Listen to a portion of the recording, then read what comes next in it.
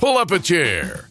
This is Off the Back Porch. Off the Back Porch with Sandy and Boomer is brought to you in part by Country Village Sporting Goods. Everything you need to get in the woods, the water, or to the camp is at Country Village Sporting Goods. Jason Hardy State Farm. Like a good neighbor, Jason Hardy at State Farm is there. And Larry's Pizza in El Dorado, home of the Double Pizza Parade. 20 plus years of bringing you the most important and latest information with local happenings, news, sports, opinions, and probably an attempt at humor. Also brought to you in part by Davis Farms Country Market. For farm to table fresh, it's Davis Farms Country Market. Cook's Body Shop. Chances are it will happen. And when it does, look to Cook's. Murphy Arts District. For the latest information on concerts and events, go to eldomad.com. Recorded live from Main Street Pizza in historic, beautiful downtown El Dorado, Arkansas. With a history of being the voices you trust. This is Off the Back Porch with Boomer and Sandy. Or Sandy and Boomer. Or two old guys you've known for a long time, whatever. And now your hosts, Troy, Boomer, Barrios, and B.A. Sandy Sanford. Hey, and welcome to another edition of Off the Back Porch with Sandy and Boomer. Boomer, I'm glad you're here this week, or else it would just be me. Yeah. Well, we have Dr. Steve Smart, too. We do have Dr. Smart, and for whatever reason, he's decided to put his entire reputation on the line. You know, once again, I think you're going to fix me. I think you figured out if one of the Murphys can come up here. Mm-hmm. And survive. Then he's got this You're down. exactly right. I took note of that. So we do welcome to this week's podcast Dr. Steve Smart, and I was given this and told to be sure and read it, so I'm going to do exactly that.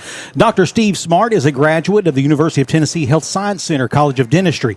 Completed his oral and maxillofacial surgery residency in San Francisco following service at Letterman Army Medical Center, and went on to serve 10 years of active duty in the U.S. Army. Sandy, you don't have to read all that. Yeah, we're gonna. I was going to. I didn't give that to him incidentally, but yeah. In 1988, Dr. Smart established his oral surgery practice in El Dorado, where he and his wife Michelle choose to build their homes and their lives. And their home and their lives. He married up, by the way. Way out of his league. Way out of his league. Yep. They had 3 children, all graduates of El Dorado High School, who've returned to El Dorado after college to raise their own families. Mm-hmm. Dr. Smart has been deeply involved with the Medical Center of South Arkansas and South Arkansas Regional Hospital for more than 3 decades, serving on the medical staff for 34 years, as a member of the board of directors for 24, and as chairman of the board for 16. His leadership has extended statewide and nationally through service as chair of the Arkansas Association of Hospital Trustees, as a member of the Arkansas Hospital Association Board of Directors, and as both member and chair of the American Hospital Association's Committee on Governance. Locally, Dr. Smart has been active in numerous civic and nonprofit organizations, including the El Dorado Chamber of Commerce, both as a board member and chairman, 50 for the Future, First Financial Bank, the Share Foundation board member and chair, and the South Arkansas Arts Center board member and chair. And welcome to the show, Dr. Steve Smart. Thank you. He's been busy. He has been busy. I'm sorry you read all that. No. Just accept it. You've done a lot of good for our community. Thank you. And the hospital, and besides, you're a nice guy, and your wife told us to read all that. So, no, she didn't. And you know, when I worked for Bill Nolan, one of the greatest lessons he ever taught me, and he taught me a lot of great lessons, but he taught me one time, he said, hey, compliments are like new shoes. They're very uncomfortable, but you got to get used to them. And so, because, you know, when he would sit there and compliment me on something, I would just be, oh, no, Bill, stop. No, but keep on. You know? Of course. You know, some points there in what we read, and why I wanted to read it all was, why did you and Michelle choose to build your home and your lives in El Dorado? That's a good question. My brother and I grew up in Crossett, Arkansas, 40 miles from here. I was off for getting my education for several years, then went to the Army for 10 years. And there came a point in my Army career that I was loving. I didn't want to get out of the Army, but my kids didn't know their cousins. They didn't know their grandparents. And so Michelle and I made a very difficult decision to get out of the Army. So we started looking through Arkansas, knowing pretty much we wanted to come home and be close enough to family. And my brother Greg, who's a family doctor here, was nice enough to talk to Kerry Doherty, who was the hospital CEO at the time, and they needed an oral surgeon real bad because the one they had just left to go to Shreveport. And so he had a very busy practice, and it was just a slam dunk to come to El Dorado. There was a job available. It was close to my family. We wanted to be in South Arkansas if possible, so it was a pretty easy decision. That is awesome. And now, you mentioned, obviously, the hospital. Talk some more about your back. As a matter of fact, I think you and I were on the board. I don't think you were chairman when I was there, but we were on the board, and that was in the America Farrell days. Yes, true. I liked her, by the way. She was good. Well, we've had like 8 different CEOs during my time down there. Yeah. Incredible turnover. Some have been very, very good, though, when she was one. Yeah, she was definitely one of the good ones. But talk a little bit about your background with the hospital. Well, I got into it kind of accidentally. I was involved in the Chamber of Commerce, and I took on the role of inviting the medical community into the chamber and trying to get them involved. And as a result of that, got invited to board meetings at the hospital just to explore what the medical field was doing in El Dorado. And so Aubrey Anthony and I both were assigned that task. We went, and eventually both of us were asked to be on the board after that tenure was over with the chamber. But I just loved it. I was so honored to be a part of it, and then it became my avocation during my career. It just became the thing that I enjoyed doing when I was off. And the things you read about my involvement were just fun. It's not all been fun. I mean, we've had some really, really hard times. There's always conflict. There's always things we can do better, and we've tried so hard. But we've done some things very, very well, and some things that we could have done better. Well, and again, talking about having a good CEO makes all the difference in the world. I remember we were there for a board meeting one time, and America was late, and she come walking in. She said, "I'm so sorry." She said, I just had a lady that, all she has to do is sign this paperwork, and the state will pay for her entire. She just had a baby by C-section, and the state will pay for it all. And she's like, "I'm not going to sign it." She says, "Well, darling, you're going to be responsible for this." She said, "Doesn't matter. I'm not going to pay it anyway." And I was like, I remember that story. And I looked at America. I said, "And this is why I cannot be in healthcare professionally." I said, because I would have wheeled her ass out into the parking lot right there and said, "Give me them scrubs. Give me that gown." You just told me you were going to steal services. But, obviously, again, a good CEO makes all the difference in the world. And when you talk, sometimes, however, let's talk about the state of healthcare, because right now, I mean, it's not that this has just become an issue. Healthcare, and especially rural healthcare, has been a real issue for 20 years now. Boy, Sandy and Boomer, can I narrow that down? Yeah. Because the state of healthcare is just so immense, and there's the doctors, there is reimbursement, there's just so many facets. May I just talk about the hospital first? That's fine. Sure, Absolutely. I mean, about hospital healthcare issues, because we do. I mean, and it's not, these issues aren't isolated to El Dorado, Arkansas. No. Every rural independent hospital is struggling. Yeah. Right now, there are 700 hospitals that are at risk to closing down in the United States. In Arkansas, and I've read all kinds of reports, but the one that it just keeps in my brain is that there are 33 subject to go out of business, 11 being south of Little Rock, Arkansas. Wow. That are at risk. So what are the issues? Part of it is lack of reimbursement, or decreased reimbursements and increased cost. Getting medical care, hiring people is just impossible these days. There just seems to be a shortage, and we just struggle with that. So the reimbursement and cost issue, let me give you an example. We deliver about 650 babies a year at our hospital. We're going to be doing a lot more than that with Camden closing down their OB.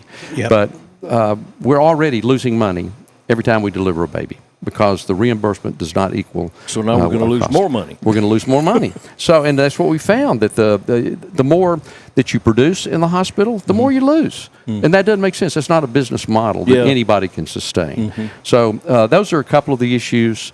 We're fighting it. I mean, El Dorado, you know what's going on around us, that Camden has had struggles. They have filed for bankruptcy, and they've downgraded to almost an emergency room status. Yes. Magnolia has downgraded their designation to critical access hospital from a full service hospital. So they're losing services. They can't do everything they once did. Yeah. And we'll get a lot of those patients as well. We can't become a critical access hospital, which is a possibility to get more reimbursement, because there's one within 30 miles of us, and that's just off limits to us. So the federal government won't let you do it. So our options are to serve as a full service hospital as we are, or to become an emergency room or go out of business. And it's just hard. You know, obviously, and one of the things I hear a lot said, well, you know, then it sounds like their problem is with the insurance company. Of course it is. Of course it is. But guess who has one of the most powerful lobbies in any state legislature in the nation? True. It's the Insurance company, healthcare. Yep. And so, you know, just getting that change just today is not going to happen. That's a long fight that you have to plan ahead of time. So in the meantime, you have to be able to wait them out. And it sounds like a lot of these rural hospitals have been trying to do that and can't. Yeah. Well, you know, we thought historically, let me go back 3 years if you don't mind, because we've had multiple owners over the years that I've been involved. And 3 years ago, we kind of released ourselves from community health services or systems. That was a hospital. It was the largest hospital system in the country at one time. But we were really having difficulty because we were making money then. We were actually producing. We were making money that we wanted to pour back into our hospital to add services, to hire new people. And the company was taking our income up to Nashville to the headquarters, and they were distributing, to the hospitals that weren't making any money. So we had a real issue with them, and we had the greatest thing we thought in the world that happened. 3 local foundations put in a huge amount of money and bought our hospital. So here we had local control and a local hospital that was not for profit by very generous foundations that were here and that wanted this to succeed. And right off the bat, our board had a ball. We thought we were in the greatest situation that you could ever ask for. We've always wanted local control.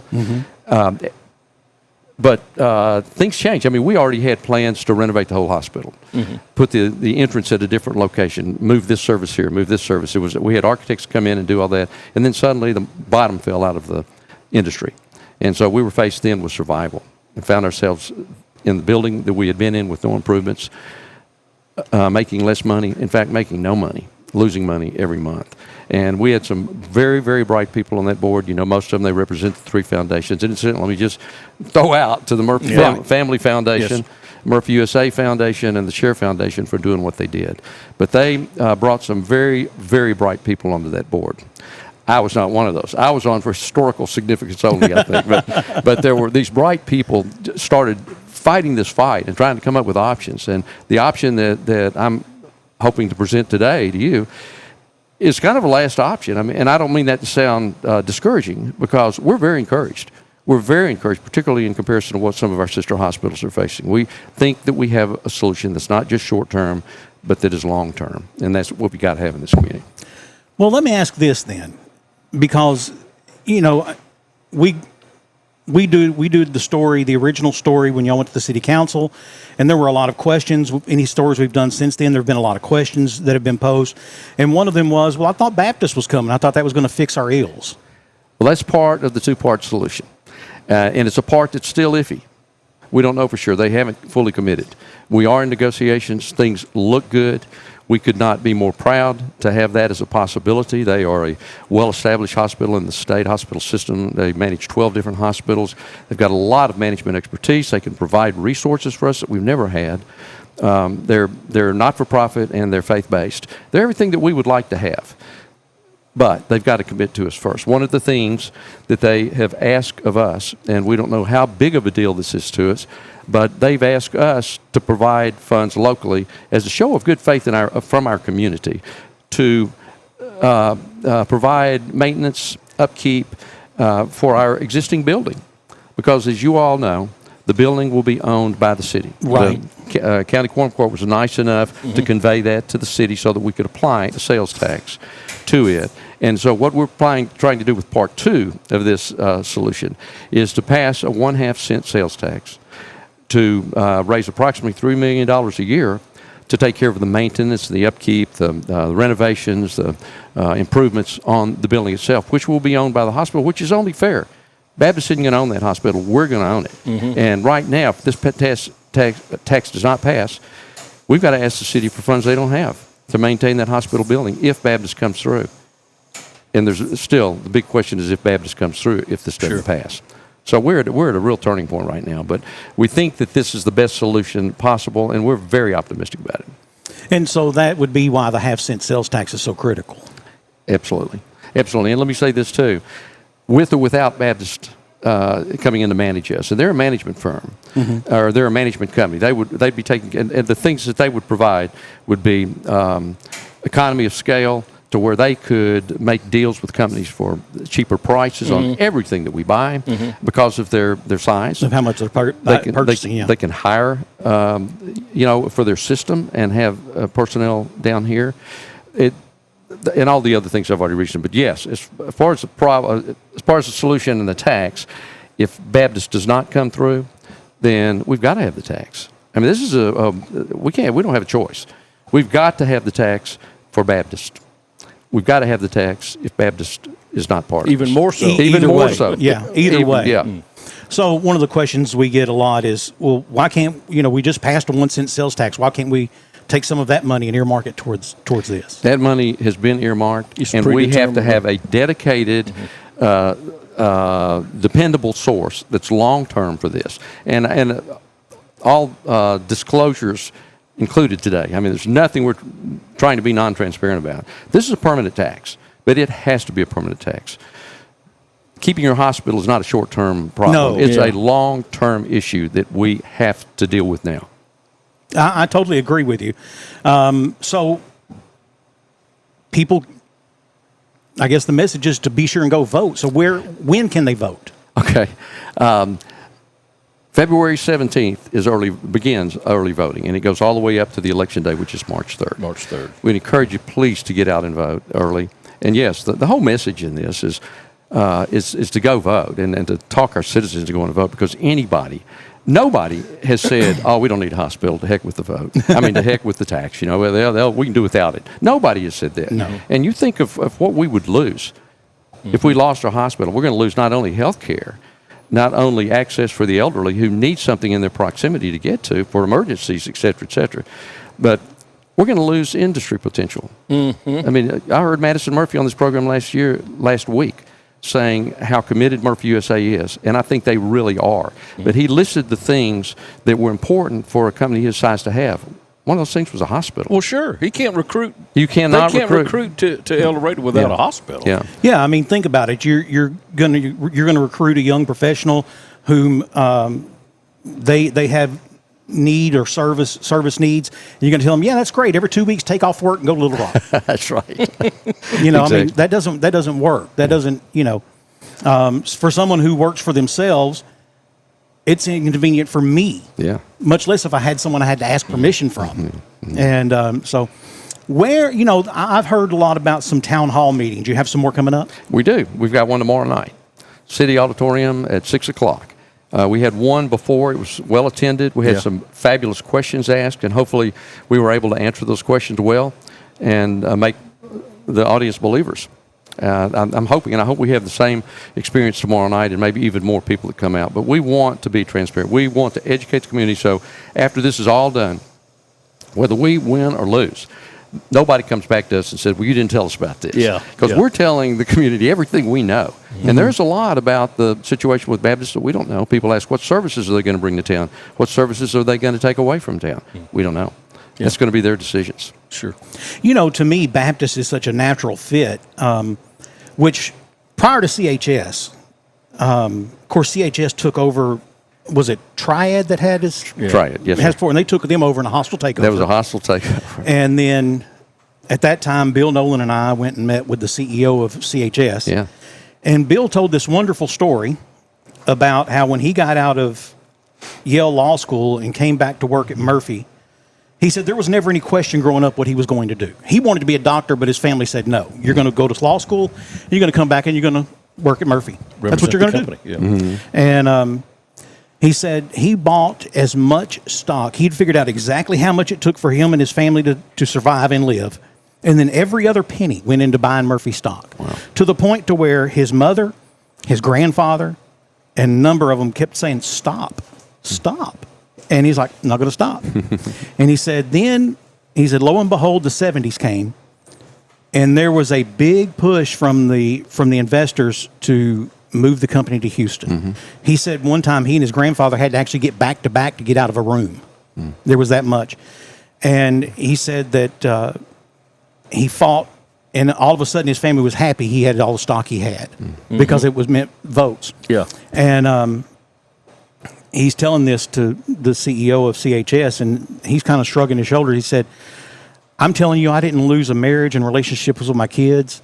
I didn't lose free time. I didn't take all that money so that I can let you come in and ruin our hospital. Gosh, well said. And he said, oh, you don't know us at all. He said, actually, I do. Yeah. And he starts spouting off stats Yeah. about CHS. And when there were several concessions that we received that day on the Murphy jet, he conceded several things to us that he would never, that CHS wouldn't touch. And Well, he explained to him the golden rule. he who has the His golden little gold rules makes the rules. That's right. But and then I remember one time in a meeting we had a VP from CHS come in, and she's going to tell us how Cal's going to eat the cabbage, and That didn't bode well either. I remember that. I'm just, it was one of those sub meetings. But she's telling, and I was like, have you spoke to your CEO? I speak for the company. I was like, Okay. You might want to speak to your CEO because we're not going to do that. and I remember America's eyes are this big, and she's looking across the table at me, and we're not. And so she has an assistant. He was real pretty, and this was back in the days of Blackberries, right? And he's got fingers smoking over there in that Blackberry. And just a few minutes after that, he shoves that phone in front of her face while she's telling us how we're going to do things, and she's, I'll get back to you on one of your next meetings. And she leaves the room, and that was that. You know, something that people in South Arkansas may be short-sighted in is there's always a certain amount that say, well, what do I want to pay another tax for? You know, Right. and no one wants to. No one wants to, but don't have enough foresight to see that we've got to have a hospital. And then if you tell them, said, well, Murphy USA can't recruit people without a hospital. They said, well, what do we need Murphy USA for? Just turn off the lights. Whoever, you know, we've got to have those are some non. You know what that town's called? Fordyce. Fordyce. Yeah. And nothing disparaging against them, but it's just that I think if you could go back 30, 40 years and talk to some people who were in charge in Fordyce and Crossett and Camden and Magnolia, although Magnolia seems to do a little better than the others, if you could go back and say, hey, what is something you should have done differently? They could probably point to some things that just like this. Like we're facing just now. like what we're facing right now. I mean, it is, thankfully we have some people here who they believe in, they put their own money into our downtown. Yeah. Compare our downtown to anywhere south of Little Rock. I dare you. Yeah. You won't find one. You won't find one that's even comparable. In those conversations, one of the things was when CHS took over Triad, it was like, okay, they have 50%. Share Foundation had 50%. And originally, I believe the idea was, let's get a valuation and see if the Share Foundation could buy them out. And there were talks then about maybe partnering up with Catholic or Baptist one to, a Christus or one of those to come in. And, of course, then when the valuation come back, we said, oh, wait, our half is worth how much? But CHS just, for the longest time, whether by force or by their choice, they did abide by those things they said they would abide by. But then people die and people come on and off the board, and those memories aren't there anymore. And they started doing whatever they wanted to do. And like you said, one of those was, and it's a classic model for CHS, and that is, oh, they're making money here. Let's give it to Forest City. Let's give it to this hospital. I remember when we were in negotiations with a certain health insurance company who has a Blue Cross and a Blue Shield, and I'm not saying names, but this was CHS's response. Well, there's 7 hospitals in Arkansas. Y'all negotiate as a group. Here was the problem. At the 6 other ones, Medicaid and Medicare were their biggest payers, not Blue Cross Blue Shield. They didn't care. Yeah. And unfortunately, at the time, we had a CEO who couldn't even decide if he should go to the bathroom without calling corporate first. So that was hard. That's probably one of the hardest things I've ever been involved in. Was that whole, and then, to think you have a deal worked out, and I'd get back to my office and I'd have a fax. They faxed out to the newspapers, TV stations, radio stations, and get back and say, Medical Center of South Arkansas not negotiating in good faith. Blue Cross Blue Shield customers are going to lose the ability to, after we just shook hands on what we thought was a good deal.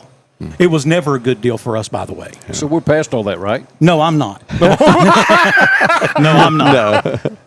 But it definitely put a taste in my mouth about insurance companies that I have yet to get over. So. Glad I don't sell health. There is. Can I say one thing real Yeah. quick? Because you mentioned that the other hospitals around us and things, and that nobody likes taxes, and nobody does. I don't like taxes, but if there's a need and you have to have it, you have to have it. But I just wanted to say that Arkansas hospitals that receive local tax dollars now, around us, Camden has a 0.5% hospital tax already. Warren has a 1%. Monticello has a 0.25%, the lowest. Magnolia has a 1.38%. Wow. Most of the hospitals around us, Fordyce has a 1, DeWitt has a 1.5%. So we're below or at hospitals around us. And so we're not asking for anything more. And our total city tax is going to be at or below all of these communities in South Arkansas still. Yeah, still below. And now there's a website, accessforlife.info, correct? Yes, sir. And then also you have a Facebook page. Yes, sir. Just search Access for Life. Yes, sir. As you mentioned, there is a meeting on Thursday, January the 29th at 6 p.m. at the Municipal Auditorium. And then you said y'all will do small group meetings, and you set that up through Don Hale at the Diamond Agency? We're doing those all the time. Yeah. 870-862-1010. Yes, sir. Yes, sir. And now let's talk about something else, and that is the El Dorado Film Festival coming up. Good. End of February, beginning of March, February 25th through March the 1st. A preview of Fixation. What's Fixation? Fixation is a book that I wrote, not intending to be a book. It was really intended to be a historical document for my children, because when I was in the Army, I was doing pretty major surgery then, and one case that we did was just a full face reconstruction. We moved the lower jaw, we moved the upper jaw, we moved the nose, we moved the chin, and it was just a really, really big case. We were so glad that it went well, but my patient died 2 days later. Oh, man. And this was cosmetic surgery pretty much. There were some functional aspects to it, but it was just a devastating event in my life. And for the next year, my wife and I lived through this. And so what I started doing years after that, thinking about it every day of my life, I started writing notes for my children. And the way this, I'm not going to tell you the plot. I want you to give, in fact, I'll give you guys a book if you'll read it. But what happened was there was an autopsy done on my patient, and we all suspected it was a post-surgical complication. You know, everybody thought that she had drowned on her own vomitus because her teeth were wired together, and that's most likely the issue. Her husband couldn't find her wire clippers to cut her wires, so we had her, and so she was at home in the bathtub when she died. But an autopsy was done, and there was no vomit in the airway. They could find no physical evidence, but they found a lot of signs of trauma. And this was eventually, murder was ruled as a possibility. Oh, wow. This eventually became a trial, and it just spiraled into other activities. And the majority of this is absolutely true. It happened to my wife and me. And so it was a traumatic time in my life, but Alex Jeffrey and Paul Peterson took this on as a film project. Barry Jeffrey introduced it to them and said, you got to read this book. And they read it, and they turned it into, first of all, a full-length movie before COVID. And then during COVID, they were just about to get started in looking for buyers. And then COVID hit, and everybody fell for series. Everybody wanted a series to watch. So they turned it into a series. And just about 2 months ago, in Shreveport, where their headquarters is and where a lot of the film industry has moved, they filmed the pilot for Fixation, for my book. Yeah. And it couldn't have been a more cool. exciting event. So they want to premiere it at Tribeca in New York City in June. So this is not a premiere. It's just what they call a sneak preview or something. A preview, yeah. So that's what it's going to be. And if you all haven't been to the film festival here, it's a phenomenal resource for our community. I just had no interest in it for a long time, and then suddenly I caught on to it 2 or 3 years ago and started going. Last year, I didn't miss a minute of it. Yeah. And it's 4 or 5 days, and every bit of it's worthwhile. I'm excited about it. I've been talking to some people about it, and I'm excited about it as well. And they do incidentally. You don't have to go to the whole thing, but you can go to the one night, and I'd love for you to come see Fixation that night. But it's Wednesday night, the 25th, and you can buy tickets online through the film festival site. That's awesome. I'm looking forward to it. I think that's going to be great. And in the meantime, let's see. I know you have somewhere else you have to be, so we do appreciate you taking some time to stop by us. Glad to be here. Stop by and visit with us today. One more time, accessforlife.info, or you can go to Facebook and search Access for Life. He's Dr. Steve Smart. He's Boomer. I'm not. We'll be back right after this with more of Off the Back Porch. Who can solve this equation? Ooh, me. Anyone else? Fine. Jake from State Farm. Again. Right. It's the personal price plan theorem. If you bundle your home and auto, that can equal an affordable price just for you. Bundling, just another way to save with the personal price plan. Like a good neighbor, State Farm is there. For longer than most of us can remember, Timber Lane Meat Market has been a staple of our community, where quality meats and friendly faces come standard. From everyday dinners to weekend cookouts, make it fresh, make it local, make it Timber Lane. Be sure to check out the daily lunch specials and like us on Facebook. Timber Lane Meat Market, 1336 West Hillsboro in El Dorado. Proud to be part of South Arkansas, and even more proud to be displayed on your table. Non-stop phone calls, registered mail, repossessions, or threats of lawsuits from creditors, and it seems like no one is willing to let you hit pause and just catch your breath. You need the help of Robert Rushing and the Rushing Law Firm.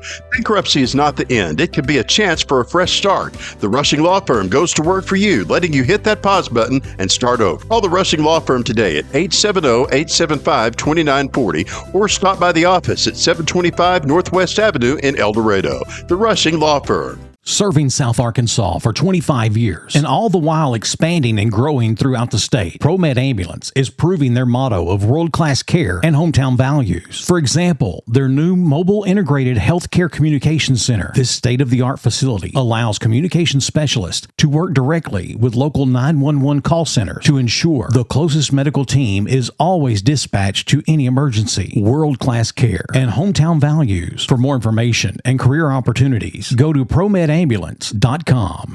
Hey, and welcome back for more of Off the Back Porch with Sandy and Boomer. And Boomer, here we are at our favorite place, Main Street Pizza.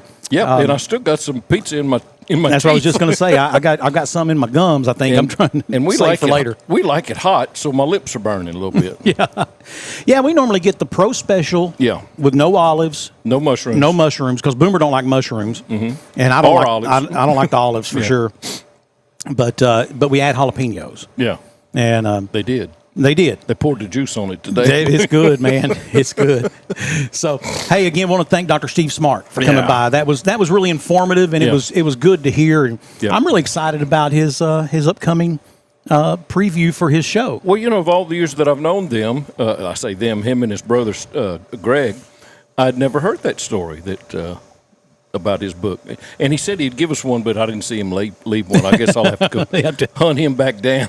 I'm going to have to stand up and adjust my chair if you don't mind. Yeah, go right ahead. Do what you got to do. But, yeah, Dr. Steve Smart has been a great addition to this hospital that we have here in El Dorado, advocating for us. Yes. And so, I served on the board with him, and I can just tell you, there were people on the board who were just there to build a resume or just to be nosy. He wasn't one of them. He was there to solve problems. Yeah, he was a real advocate for our area. And like you said, he and Greg both grew up in Crossett, and they made their lives here and built their future here. And so I'm proud to have him on the air. Yeah. On the air. Yeah, you said it again. Yeah, Jack's gonna make fun of you. It's okay. That'll get him off me for a while. Yeah. All right, Boomer, we got some letters. Thought I would share with you. These first two are for people looking for advice. Okay. So these are anonymous. Yeah. Sandy and Boomer, my friend and I have been close since third grade. We met at Yoakum Elementary. Went to school together. We survived bad haircuts, terrible relationships, and even one unfortunate duck hunt where we got stranded and had to camp all night with no food. Oh, no. I thought we were unbreakable. Then came the whiskey. Last year, my best friend and I went in together on a very rare bottle. the kind that lives behind glass and has its own backstory. It was an $1,800 bottle of whiskey. We agreed we'd save it for quote-unquote a special occasion, though we never defined what special meant. Engagement, promotion, next Tuesday, whatever, but that turned out to be a fatal flaw. Recently, my friend announced that his cousin's divorce counted as the moment. Mm-hmm. He opened the bottle without me there, poured himself a celebratory glass, and texted me a photo of it.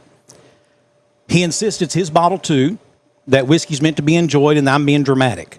I insist that rare whiskey is a sacred pact, not a casual beverage, and that if you're going to break the seal, you do it together, like people cutting a ribbon at a new grocery store. Yeah. Now things are tense. We speak, but carefully, like diplomats. The seal is broken, and the trust might be too.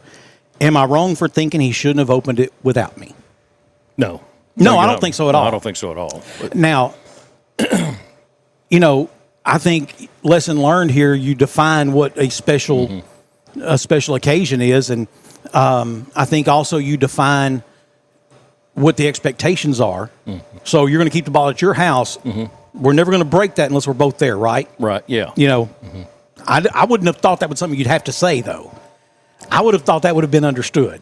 Well, and that's the problem a lot of times that I've encountered throughout my life is that close friends, and we have a tendency not to, it'll be all right, yeah. We're both going to think the same, but then you don't, and you haven't set out the like somebody says, man, I'm going to come over and I'm going to help you with that. Whatever, make up your own story. And then they don't come over. Then they don't show up, yeah. Yeah, or just that instance, for example. We're not going to do that unless we're both there, right? That would have been real simple to say. Yes.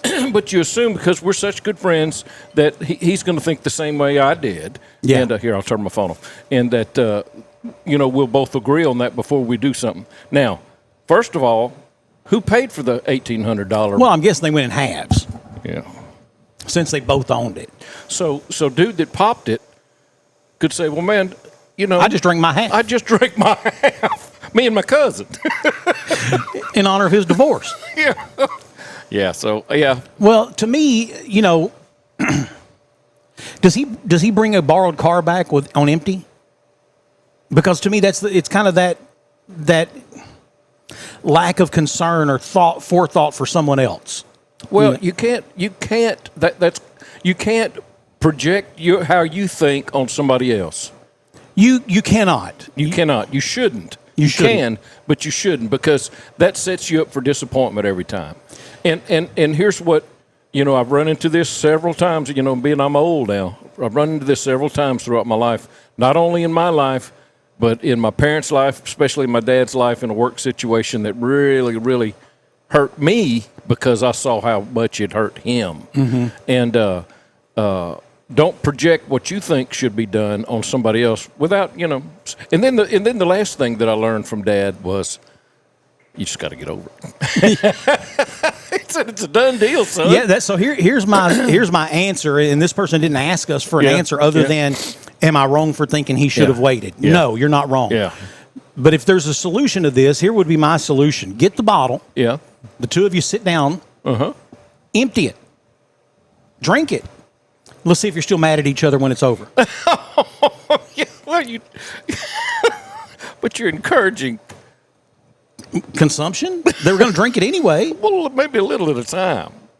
Let's drink a little at a time. Okay. Every Tuesday. Yeah. Kind of like Boomer and I. We meet up here every Wednesday. All right, Boomer, here we go. Yep. Yeah. There's your part. Yeah. So, all right. There's our next letter, Boomer. Yeah. Dear Sandy and Boomer, I married my husband knowing I was also marrying his family. But I did not realize I was marrying a one-woman tragedy festival. My mother-in-law is always the victim. Always. If it rains on my anniversary, it's because we should have checked with her about the forecast.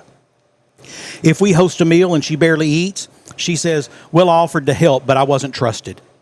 If she forgets her own purse, it was because everyone else rushed her.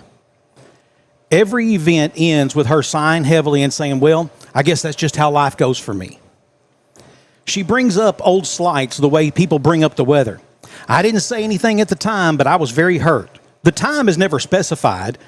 If I ask what she's talking about, she'll say something like, "Oh, I better just keep my mouth shut." Yeah.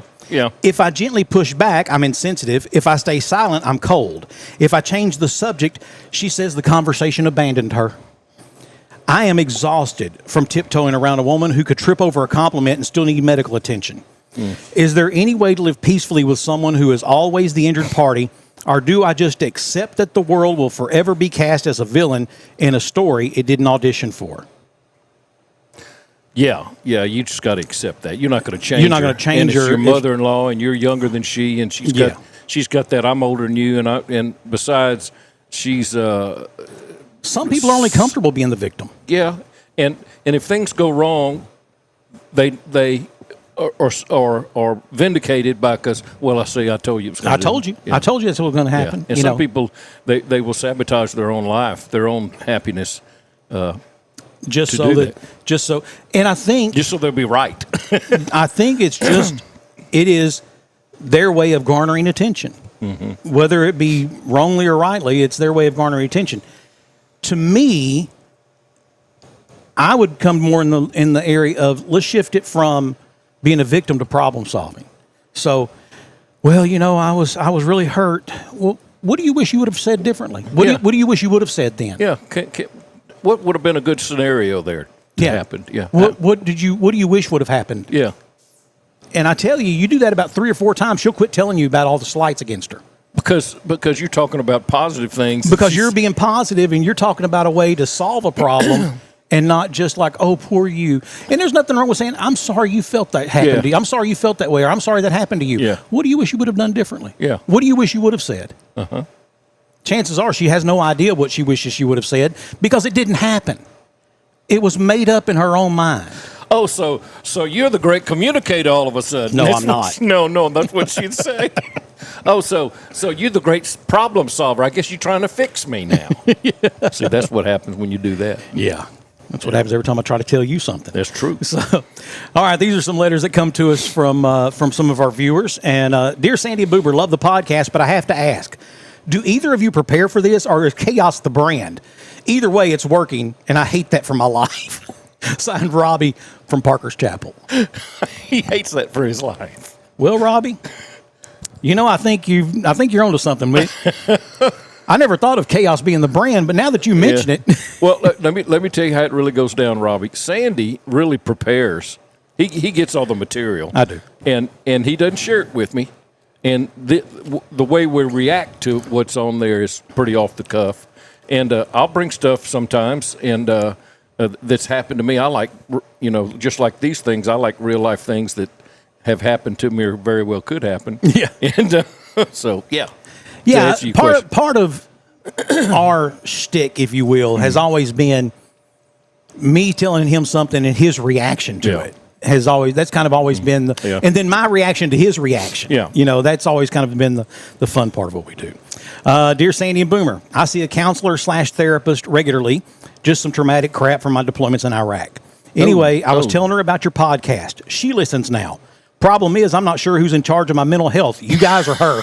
Signed, Liam from El Dorado. Well, Liam, let me just tell you, please let it be her. Yeah, please, Liam. Don't let it be us. Hey, we can be in charge of something for you. Comedic relief or entertainment or something to help lift what not to do. Is not your mental health. But not your mental health, no. Because please don't. A lot that we do on here is for our mental health. That's right. And, my crazy can't fix his crazy, and his crazy can't fix my crazy. Not saying you are, but I'm just saying. All right. That was close. All right, here we go. This comes from Cynthia and Ruston.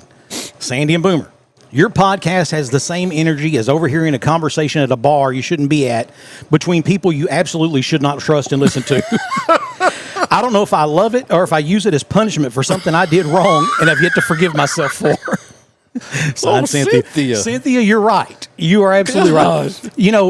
I guess that is, I've probably been told that more in my on-air career than anything else. Is like, listening to your show is like eavesdropping on a conversation. And I wasn't trained that way. I don't know. That's just how I do it. And that's just how life is. My shows have always been.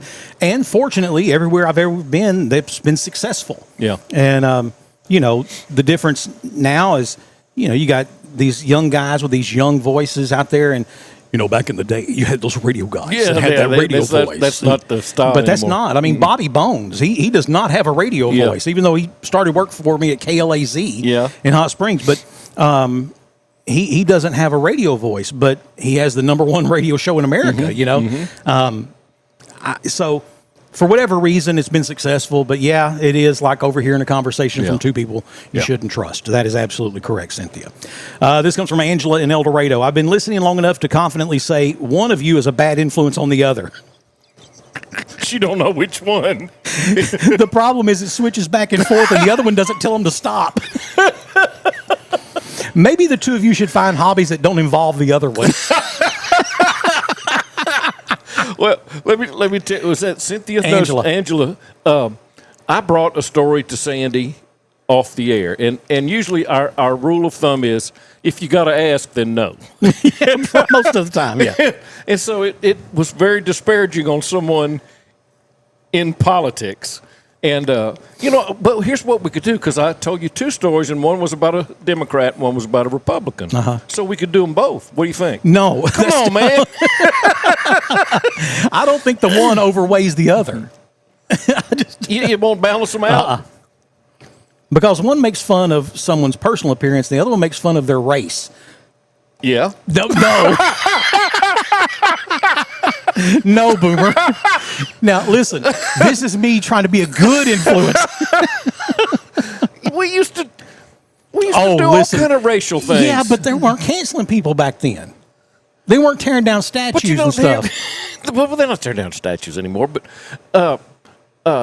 you've messed my train of thought up. That's what the problem is today. Nobody wants to be made. Used to late night hosts make Do you fun. not remember the goat people? Sure. Well, if they want to show up again, come on. I want some more goat meat.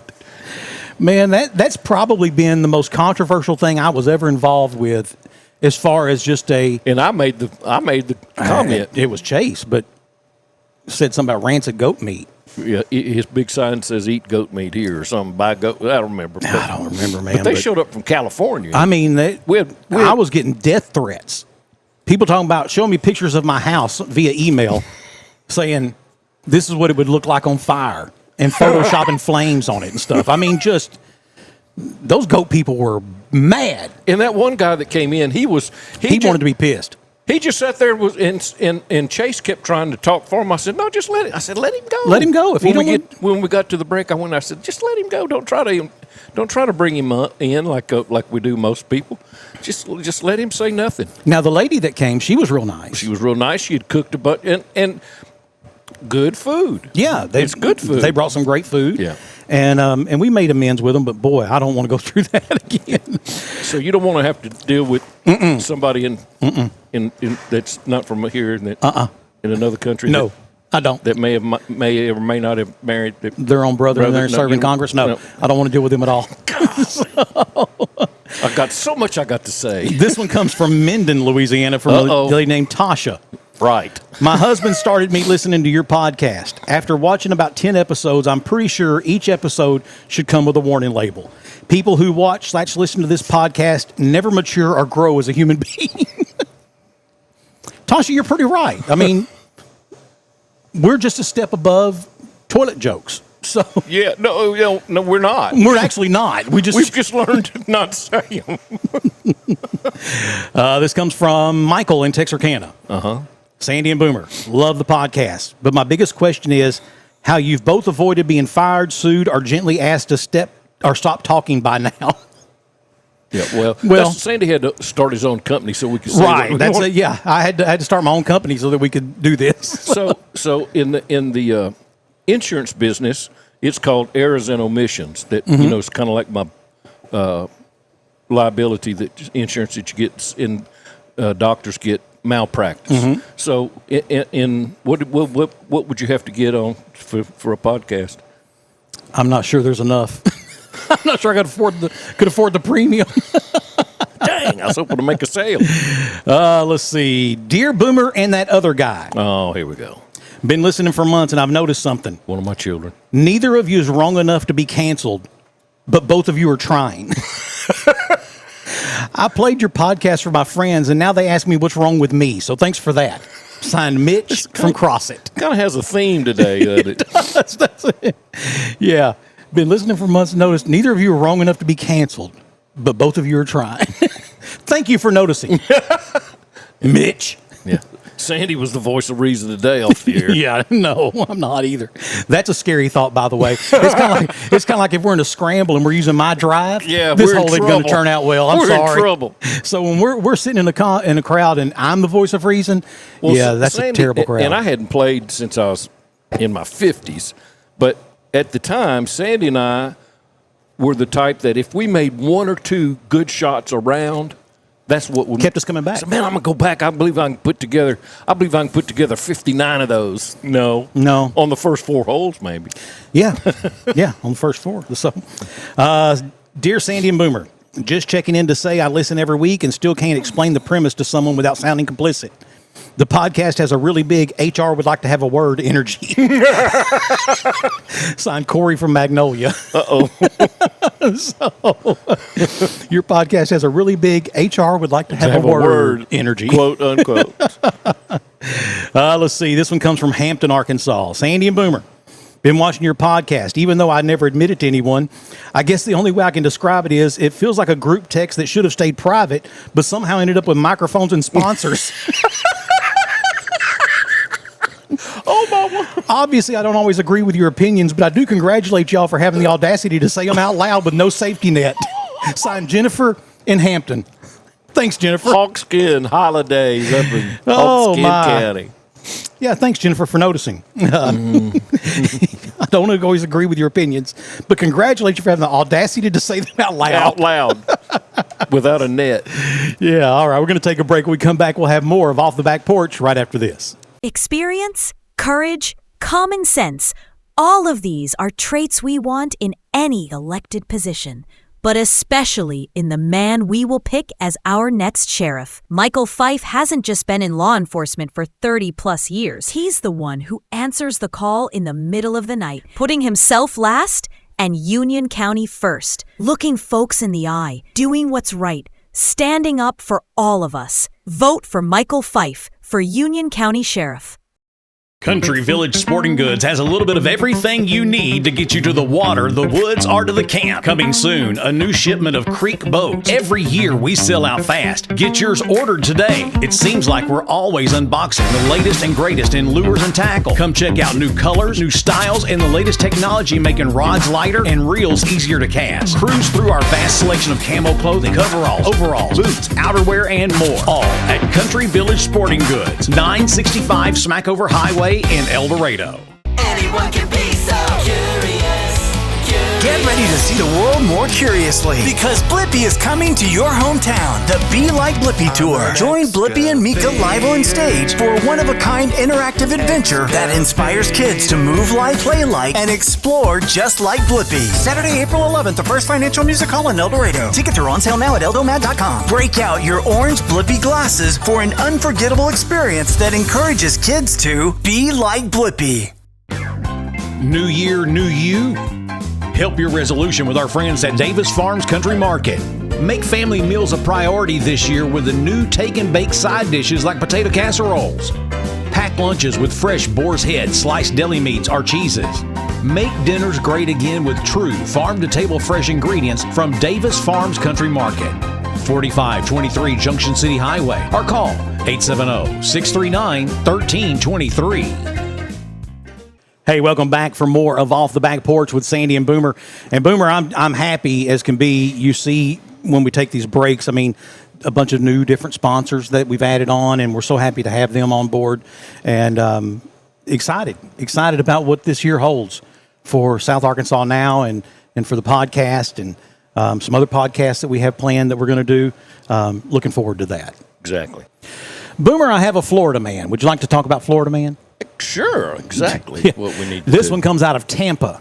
Oh, I thought you were going to say it comes out of Georgia or something. But yeah. Tampa, Florida. Airport security officials say a man attempting to board a commercial flight on Monday caused a brief alarm after Transportation Security Administration officers discovered what appeared to be multiple pipe bombs in his carry-on bag. According to authorities, the man is a licensed explosives instructor traveling to a professional seminar where he was scheduled to teach a class on identifying improvised explosive devices.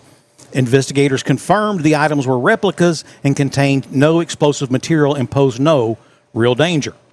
TSA agents immediately halted screening operations at the checkpoint after spotting the devices using an X-ray. Nearby passengers were evacuated. The terminal was briefly locked down, and airport police were called to the scene. Law enforcement officials say the instructor cooperated fully and appeared genuinely confused by the response. He explained he frequently travels with the replicas and didn't think it was a problem. There is a problem right there. That's the problem. So that they didn't catch he it. frequently travels with things that look like pipe bombs, and this is the first time it's ever been caught? Yeah. Nope. Hey, I was going through Atlanta years ago, and I put my CPAP in my carry-on bag instead of in the CPAP. Bro, they were serious, brother. They got me off to the side, and they were serious. Oh, yeah. Sir, now when I open this, don't you touch anything. Don't you reach in there. I was going, yo, what y'all see in there? He goes, well, we see it. What is this right here? I said, man, that's my CPAP machine. He said, okay. So then he opened it up. Anyway, yeah. Authorities said the man did not attempt to conceal the items and reportedly told officers they're fake. I teach people about bombs. A sentence officials described as technically accurate but deeply unhelpful at the moment. Yeah. After the replicas were examined and confirmed harmless, no charges were filed. The man was released but missed his flight and was advised to ship training materials separately in the future. TSA officials emphasized that while replicas are not explosives, items designed to closely resemble weapons or explosive devices are not permitted in carry-on bags and should never be brought through airport security. Well, he should go to Home Depot when he gets there. That's what I'm saying. Because I was reading the story, and it was like, so he had some wooden blocks that had C4 written in marker on them. And then he had some PVC pipe and some wires. You can get any of that at any hardware store you want. But let's see. The instructor later confirmed he still plans to attend the seminar, albeit arriving a day late, with significantly fewer visual aids. Airport operations returned to normal within an hour. Officials said no injuries were reported. Quote, unquote, this could have been avoided, one TSA spokesperson said, by literally anyone pausing for 10 seconds and asking, is this a good idea? Yeah. No, they didn't. And why he's on a not on a no-fly list is after is that, beyond you me. know. So, I get it. I mean, but the very first time he ever did it, I get it. He's done it maybe 20, 30 times, and it's never been an issue. This time it is. I'm assuming that's his home airport because he was going to the conference. Right? Yeah. So you mean to tell me this guy that's been coming through that TSA office 20, 25 times? I don't know how many times. Mm-hmm. And this is the first time he'll ever spotted it? Mm-hmm. Y'all should have sent him to Guantanamo so nobody could tell that story. I wouldn't have told that. No. So, hey, Boomer, this happened in Arkansas. An Arkansas man followed a hunch and bought a scratch-off lottery ticket that ended up earning him a $100,000 top prize. Tawnytown resident Thomas McCauley said he stopped at the Z-Mart on his way back to work from lunch and decided to buy a lottery ticket. McCauley, who frequently buys $5 scratch-off tickets, said he was drawn to the Fiery Fives game. I just had a hunch, he said. Mm-hmm. I guess you could say it spoke to me. He said he was shocked when the very first row revealed a $100,000 prize. This can't be real, he recalled thinking. It was really hard to go back to work after that, McCauley said. He also said some of his winnings will go towards buying a wheelchair-accessible vehicle for his mother-in-law. Most of his winnings will go. That's what I'm going to say after taxes. Unless she's got something she's going to put down with it. Well, and a guy from Arkansas got the big Powerball, too, the $1.3 billion. Yeah, so, and then I saw the other day, whomever it is has come forward. Yeah, he came forward. And they're anonymous, and they always will be. Yeah. But they took the lump sum option, and it was 800 or 600 something. But he was going to give 10 and to parents and cousins and brothers, and he could give them all, you know. Yeah, give them all $10 million apiece, and then you're not going to feel it. Well, you know, most people, $10 million is going to change their life forever. Forever. Yeah, that's right. Unless they go out and buy a yacht or something. It will change mine forever. Yeah. Want to see? Yeah. Yeah, I'll be gone. Boomer be sitting here that next Wednesday like, Where Sandy when we gonna is. start the podcast? Where Sandy is. Ain't nothing in here. Like I said, I wouldn't tell anybody, but there would be signs. I heard another Florida man story this morning. A guy, his German Shepherd dog ran away and was missed. He searched for it everywhere, and then it was St. Petersburg. I don't remember the guy's name, but it was a young German Shepherd. It was a puppy, and he just searched the neighborhood. It was gone. Couldn't find him anywhere, and he got on Facebook, put a picture of the dog, and said, listen, this is my dog. It's lost in my neighborhood here, and yada, yada, yada. And he said, well, not too long, he got a reply from or a call from a doctor at a vet hospital saying that they had his dog and that he was going to require a surgery, and they needed him to send them $1,900. He said, and they sent him a picture of his dog, and so he sent him $1,900. This is and he said that was at night. Sent him $1,900, and so the next morning, here comes dog running up to the house. He says, hey, how'd you get out of surgery so fast? Oh, hark, maybe I should call my bank and stop that. Yeah. Yeah, and he said, well, how did he send me a picture? He says, artificial intelligence. AI. He just used your picture and made another picture of the dog, so yeah. Buyer beware. Yeah. Hey, and here's something else, too, about another Florida man story that's not from Florida that hit a lot closer to home. There is no number to call Facebook. Yeah, I mean, I wouldn't ever think you could. You can't. You can't call them. There is no number. Now, you can look it up, and it says number to call Facebook, but it's not Facebook. It's Steve. Thank you very much for calling Metadata Systems. Part of the Facebook company. My name is Boomer. Steve. And may I be of service unto you on this day. So what I need you to do is give me your username and password. Verify them. Yeah, we know about how that verifying stuff works, but yeah, exactly. Boomer, speaking of the lost pet, yeah, it made me think about people who chip their dogs, which has me thinking, my kids, when we had them on, You chipped your kids? No, I should have. But when I made them all put Life 360 on their phone. Uh-huh. And, the crying, the weeping, the wailing, the gnashing of teeth. Uh-huh. And only one of them still has it on their phone today. Really? What? And they don't want you knowing where they go? Yeah. I might not want to know where they go. That's the whole thing. But, y'all use Life 360? We do. And funny you should say that I've got all my daughters on Life 360. And, everybody has their little routine where they go to work, come home. And so if I see one of them going somewhere else, I said, where are you going? And I said, I'm not trying to be nosy. I'm just being nosy.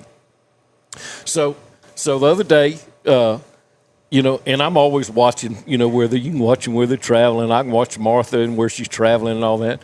So the other day, still snowing, we still got ice on the ground, and so I'm not coming right straight home. I'm going to go see if Popeyes is open. Mm-hmm. And so I'm going down Madison, and, I'm past the elementary school and going down Madison, and my phone rings. And Martha goes, where are you going? I said, why do you ask? She goes, well, I see that you're not coming home. You passed our house, Daddy. Daddy, did you forget where we stayed? So my first thought was, what is she doing out in her car? My brain didn't go to Life 360, and sure enough, she got me on there. She says, well, I was just waiting to let the dogs out because you always feed them when you come home. She goes, well, where are you going? I said, don't you worry about where I'm going. She goes, where are you going? That's right, yeah. So, and Martha's not, she's a very trusting person, and we trust each other, and we probably shouldn't. She shouldn't me, I can her, but because the whole Apple story. But she got me, and I said, well, I'm going to take that off of that. She goes, no, you are not. I said, if I want to go somewhere where I don't want you knowing where I'm going, I'm going to turn it off. She said, not this house, you ain't. Not if you expect to come home. Because what it'll do, by the time we get about a block or more from our house, GPS has gotten to as close as it can get, and it'll say home. Mm-hmm. So I'll be watching, and it'll ding, and it'll say home, and that she's not here. So, yeah. Anyway, turnabout is not fair play when it comes to me. I just I didn't want her knowing I was going to get some chickens. I've heard of. So there were some people that they were trying to get their elderly dad to quit driving, and as well as I do, that's tough. That's not easy to convince, and convince them they can't drive anymore. So one of the grandkids came up with an idea. They went and got a cheap smartphone, plugged it in the back of the car, shoved it up under the seat, and put Life 360 on it. Now they always know where Pawpaw is. They don't have to worry. So if they've been several hours without hearing from him, they just go and look and make sure he's not just on his way to Pennsylvania or something, And but I've heard of that. Apple AirTags, Apple AirTags. that kind of stuff. But anyway, we're going to take a break. When we come back, we have more of Off the Back Porch right after this. Everybody loves a parade, and hilarious pizza throws parades all week long. Bring the family in for your favorites, or explore the variety that Larry's Pizza offers. Come join us at Larry's Pizza for the greatest parade ever.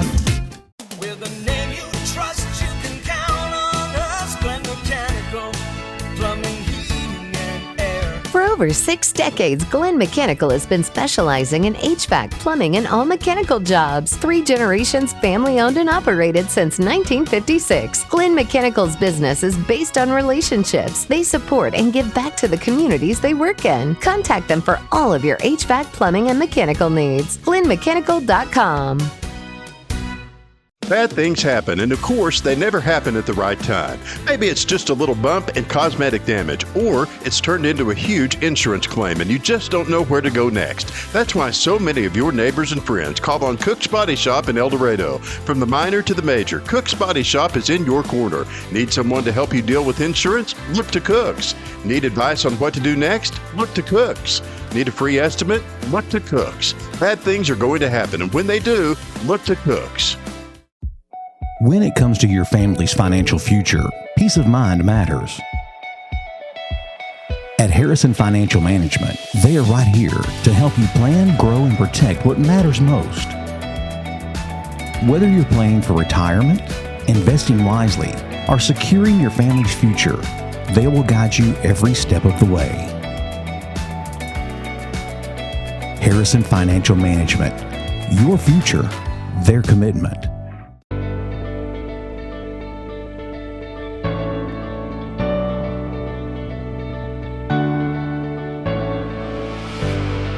Rated the #1 course in Arkansas by Golf Week, Mystic Creek is truly a hidden gem, complemented by a modern clubhouse, complete with panoramic views.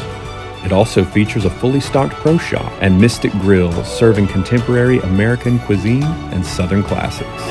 Mystic Creek promises an unforgettable experience. Hey, welcome back for more of Off the Back Porch with Sandy and Boomer. And Boomer, I thought you would find this interesting. Okay. This is how I'm always thinking about you. Sure. Because it's all about you. It is, and as long as we both agree on that, we're good. Jobs that sound fake, but are very real. All right. This first one I'd actually heard of. A snake milker. Yeah, that's a thing. They extract venom from dangerous snakes to create anti-venom, earning between $2,000 and $5,000 per milking. No. Still not enough for me to do it. That's a lot of money to milk a rattlesnake or whatever. Or whatever, yeah. Guess it all depends what kind of snakes you got. I got to say long gloves. If you give me some long leather gloves. I'm still not doing it. I don't want to hold that thing. I don't either. That's why I could never belong to that church. I'll see TikToks and they'll be on there dancing around. I'm like, I got to go. I can't even be a visitor on TikTok on that church. That's like Shelby, on Swamp People. Shelby that hunts logs, been bitten hundreds of times by moccasins, and no, I'm good. He got his own antivenom going in there. Professional mermaid.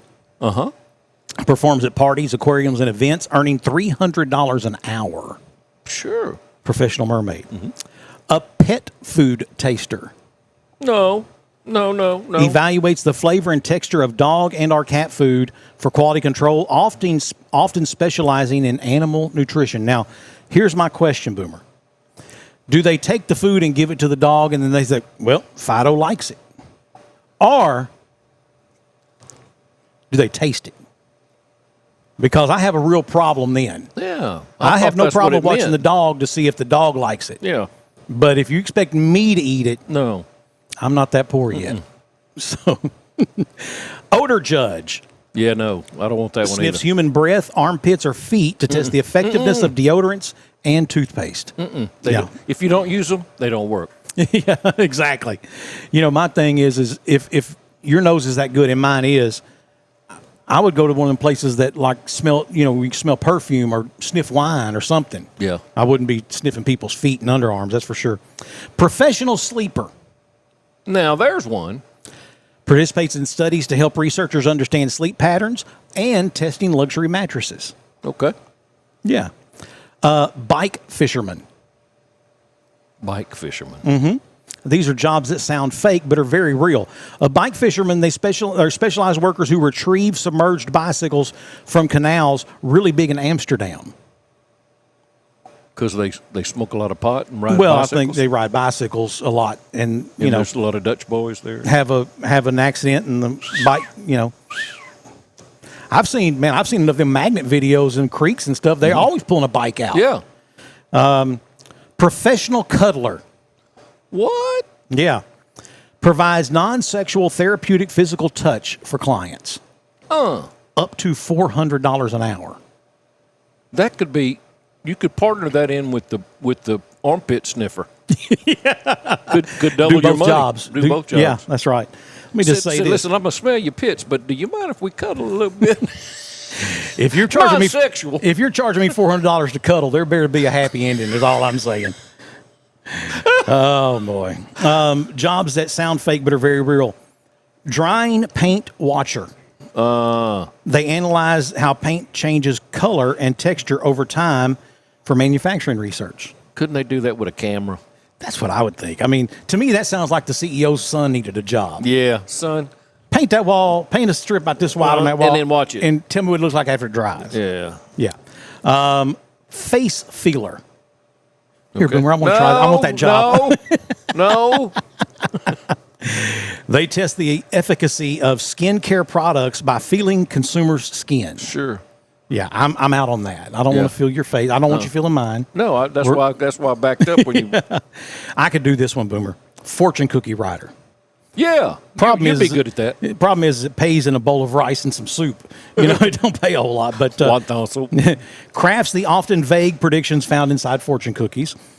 Professional mourner.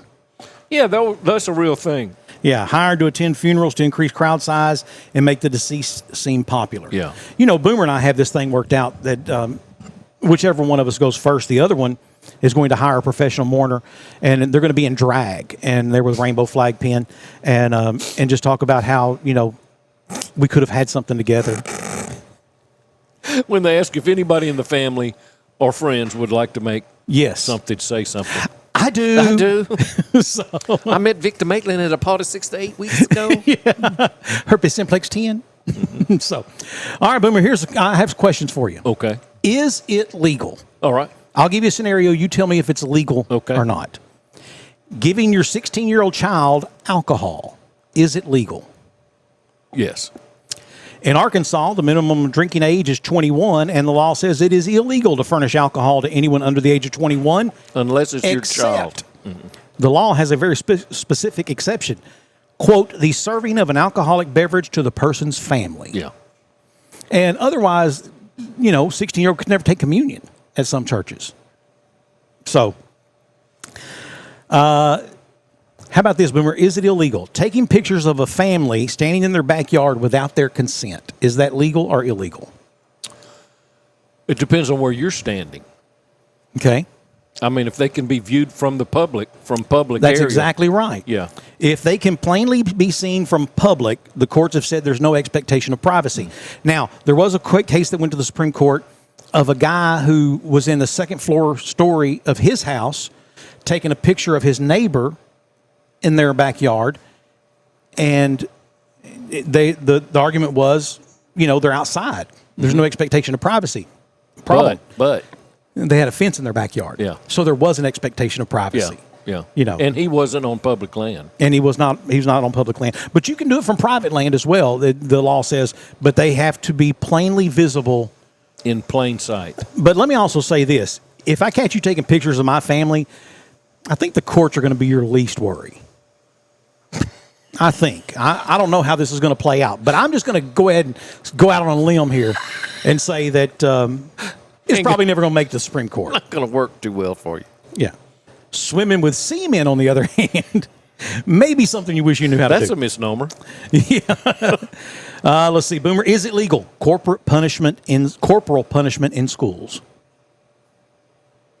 I don't know if it's legal anymore. It used to be when I was in school. Yeah, it was when I was in school, too.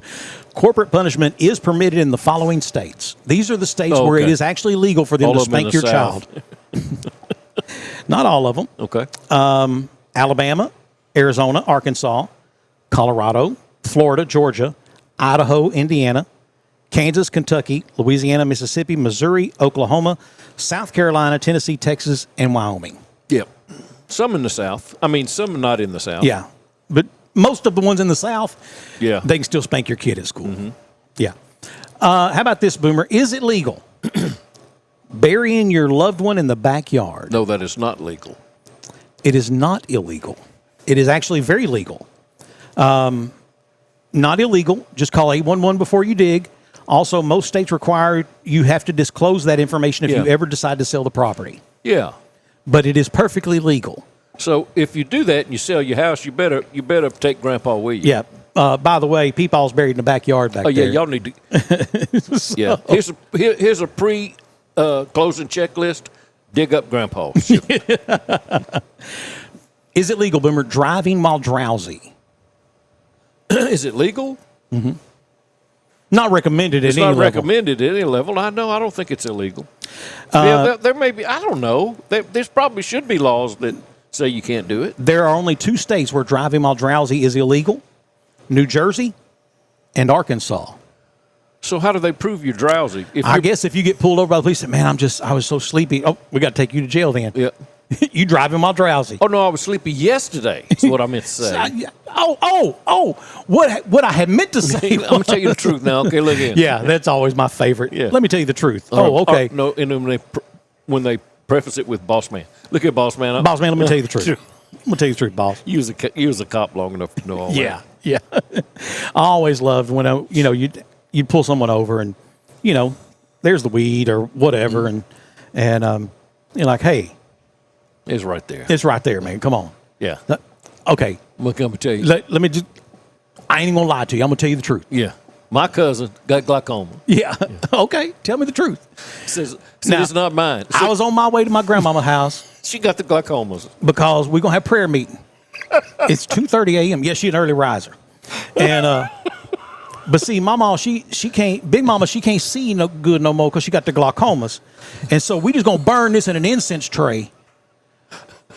I got it from a medicine man. A voodoo medicine man is who I got it from. I'm not even sure that's real stuff. He says, oh, my word. He said, well, them other Indian chiefs, they got that peyote. He said, my tribe got the ganja. Yeah. No. No. And what kills me is this. It's not my pants. These aren't my. So we're not getting you for ownership.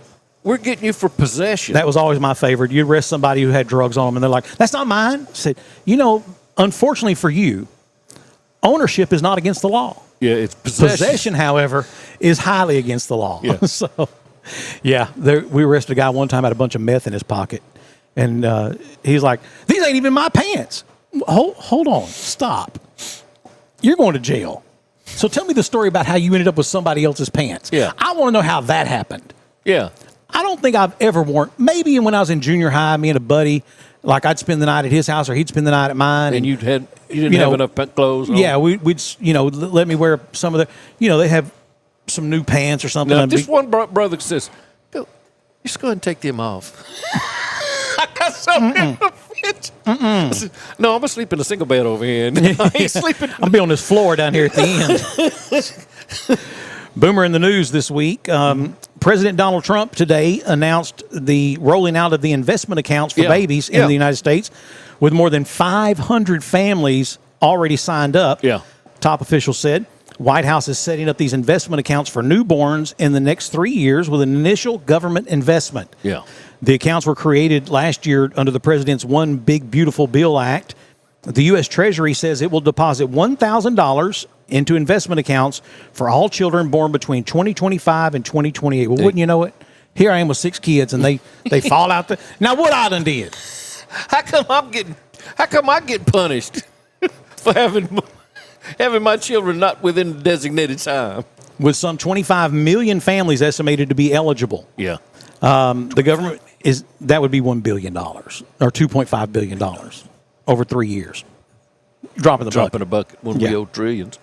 We're never going to pay that off. We're not going to have to. No. The government's encouraging families to make additional contributions to these accounts, and some private investors have already made some contributions as well. $6.25 billion from entrepreneur Michael Dell and his wife Susan of Dell Computer Company. Yeah. They've put in $6.25 billion. Into what? Into these accounts. All of them? I'm guessing. Okay. White House Press Secretary Carolyn Leavitt said that they would address the lack of savings accounts for many American families, saying if families would contribute the maximum $5,000 each year, the account would accrue to almost $1.1 million by the time the newborn is in their 20s. Yeah. Usually go to college, start a business, get out of debt. Trump administration is also pushing these accounts as a bipartisan win. Cheryl Hines, who is the wife of Health Secretary Robert Kennedy, said it's not about red or blue politics. It's about saving. A spokesman for the Democratic National Convention said, our committee said, of course he would name it after himself. Why wouldn't he? Because they're called the Trump accounts. Mm-hmm. And, I'm sorry. You come up with something. Obamacare? Yeah. Yeah. Well, Bidenomics? Yeah, well. Reaganomics? He didn't name that. We named that. Yeah, I understand, but it's just, it's the name that's, that it's known by. Yeah. China virus?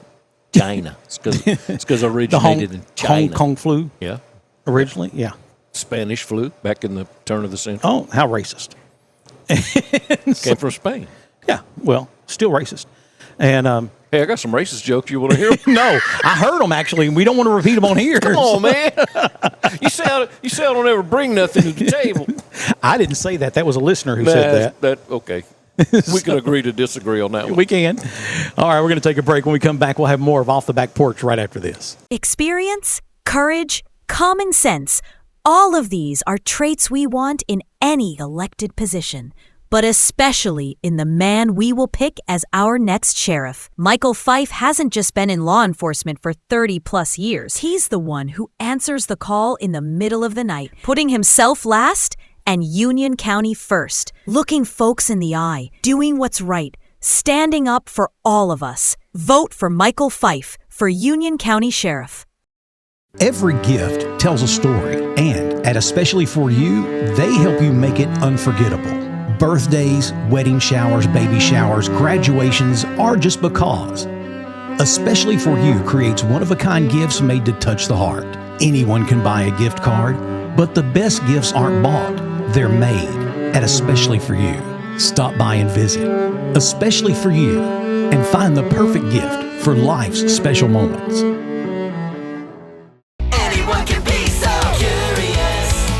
Get ready to see the world more curiously because Blippi is coming to your hometown. The Be Like Blippi Tour. Join Blippi and Mika live on stage for a one-of-a-kind interactive adventure that inspires kids to move like, play like, and explore just like Blippi. Saturday, April 11th, the First Financial Music Hall in El Dorado. Tickets are on sale now at eldomad.com. Break out your orange Blippi glasses for an unforgettable experience that encourages kids to be like Blippi.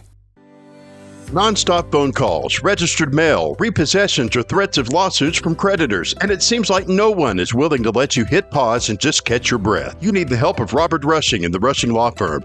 Bankruptcy is not the end. It could be a chance for a fresh start. The Rushing Law Firm goes to work for you, letting you hit that pause button and start over. Call the Rushing Law Firm today at 870-875-2940 or stop by the office at 725 Northwest Avenue in El Dorado. The Rushing Law Firm. Hey, and welcome back for more of Off the Back Porch. Here from our favorite place, Boomer, and that's Main Street Pizza. Main Street Pizza. It's always the same, and we've talked about that all the time, but it's true. You get a pizza of the day, next month, next year, it's most likely going to be just as good as it was first time. That's right, and that's why we like. That's why we like being here. Is plus they take pretty good care of us. Sure, yeah. You know, and Boomer, I thought, it's normally not like me, but let's be petty. Actually, that's a misnomer, huh? I actually came across this. We've got a segment named. Yes. Let's Be Petty. Yeah. Okay. I actually came across this online, and I was just too good not to use copy and paste it and use it here. And the question was name a time you've been really petty and it worked out for you. Yeah. This person wrote, in 8th grade, we were asked to set our AR points goal, accelerated reader, points goal. I set mine at 150. My teacher said there was no way I could reach 150 points, and I should set my goal to something more within my abilities. Oh. Now that pissed me off. I had earned between 100 and 125 points every year since 1st grade. I explained this to her, and she said, quote, I am the teacher. And I said no. Also, you should not be bragging about your previous scores just to make other kids feel less than you. I went to my desk fuming, but I formulated a plan. Back then, we could go to our public library and take AR tests. The trick was, at the public library, it only updated the AR points at the end of each day, as opposed to the one at the school would update it each time you took a test. Okay. And so once this person would have hit their goal, it wouldn't let them take any more tests. Because the teacher said you're going to set them a goal of 25. Okay. 25 AR points. Mm-hmm. So I read every book I could that was worth at least 20 to 25 points each. Big books. I kept notes. I made quiz cards. And on the next to the last day for AR points, I went to the public library to take the AR test. The librarian, Mrs. Howard, noticed me and asked me what I was doing. When I told her, she frowned and said, you mean to tell me your teacher discouraged you from reading? Well, that did it. Ms. Howard was pissed as well. She signed in as a proctor, and she would ask me the questions verbally and then fill in the answers, helping me take the test in half the time. Uh-huh. The library actually closed, and she stayed an extra 2 hours to help me take a test on every single book I had read. Oh, my. So this person, they were just going to take enough to get them to 150 points. Yeah. But the librarian was like, let's do them all. Hang on. You read them all? Let's do them all. Yeah. And stayed an extra 2 hours to help me. Then on the day of the AR Points Awards Assembly, I was by far number one with 565 points. The principal was so impressed, he asked me if I would like to tell the others what I did. I took the microphone and said, I would like to thank Miss Lindsay. When we set our AR goals, I wanted to set mine at 150. She refused. She said it wasn't within my ability, and then she shamed me for apparently flaunting that I'm a good reader and I love to read. So thank you, Miss Lindsay. I would have never worked this hard for a minuscule 150-point goal. You pushed me to prove that you're not only a bad teacher, but an even worse human being. The room was silent. The principal's grabbing the mic by now. Miss Lindsay is now trying to cover her red face with her mouth still wide open. Other teachers are shooting daggers at her. I look up, and Miss Howard, the librarian from the public library here in town, was at the back of the building raising a fist in the air and trying not to laugh.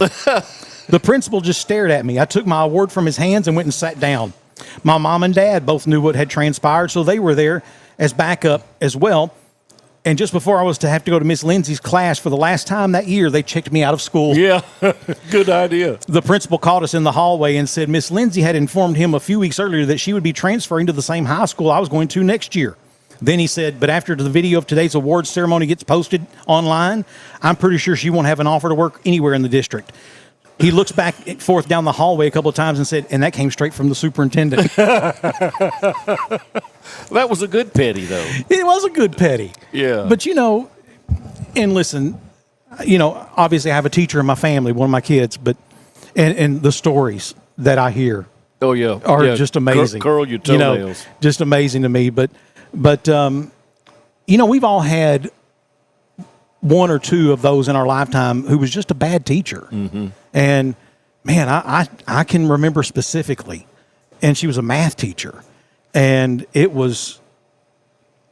I got to where I would my stomach would get queasy and upset before I went to her class. Yeah. Because she taught several different levels of math. Yeah. And it was very often that we would go in there for our level, and she would start breaking out the lesson for, calculus 3 or whatever. That you're going to have in 3 years, yeah. Yeah, and I'm like, I got to where most of us just quit saying anything. Yeah. And then she would assign us homework, and it would be in a different book on the pages we weren't on. So we would always just do the homework that was on the next page in our math book and bring it in the next day. Y'all just had a little we just kind of had a little system going. Going around her. Mm-hmm. There was one particular day she sent every mail in the class to the principal. Gosh, I had that teacher in 6th grade. She sent every mail to the principal. Mm-hmm. And when the principal had us all, there's like 12 guys, and had us all in there. Like, what's the problem? Said, her. She's the problem. Yeah.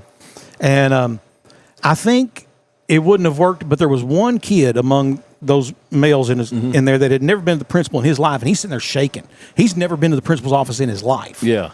And, we're in 10th grade at this point. Yeah. And he's like literally shaking. Mm-hmm. And I wish I'd have thought of it, but one of the other kids said, look at so-and-so here. Said, have you ever seen him in the principal's office? Said, he's just in here because he has XY chromosomes. That's why. Yeah. And it was like, wow.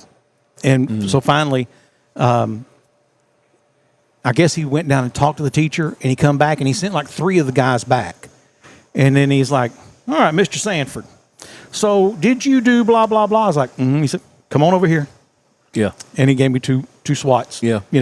So he had legitimate stuff. She had legitimate stuff, not for everybody. Yeah. But it was like 3 weeks old. Yeah. And I was like, statute limitations run out on that or something? That happened to me. That's what said happened in 6th grade. It was there was nothing happening in the class. And we're doing desk work. And she said, when I call your name, come up here and stand by my desk. So it was all the boys, and I'm looking around with, uh-oh. She handed me this folded up note and said, here, take this to the principal. Handed it to me. So what do? I open it up and said, these boys have been continually a disruption in my class.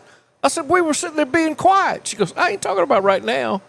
I'm talking about continually. So we all got sent to the principal on one of those deals. Mm-hmm. But the best one, let me tell you, and freshman master class at Nichols University, English. I mean, there's way over 100 kids in this class.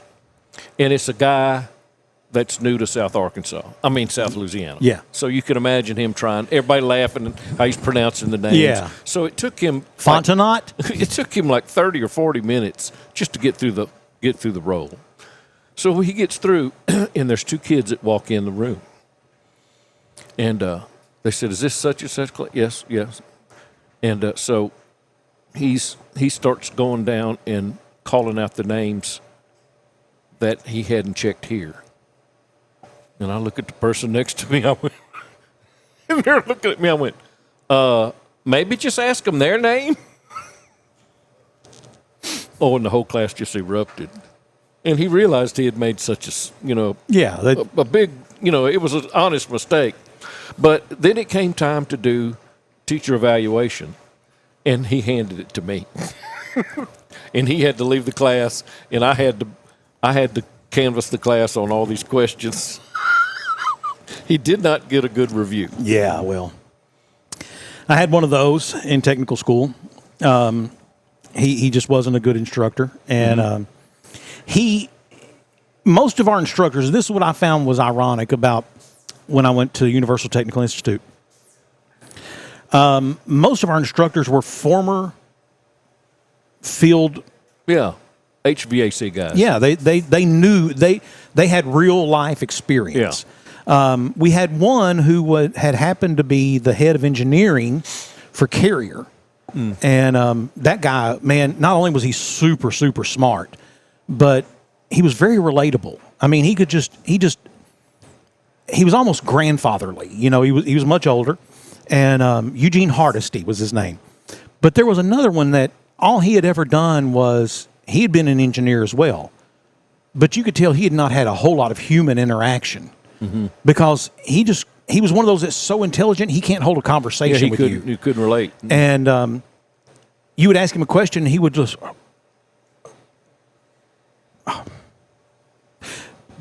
that's so elementary. What what do you mean? You know, and just so. Excuse me for asking. I graduated with a 4.0, but it took everything I had to get a 4.0 in that class.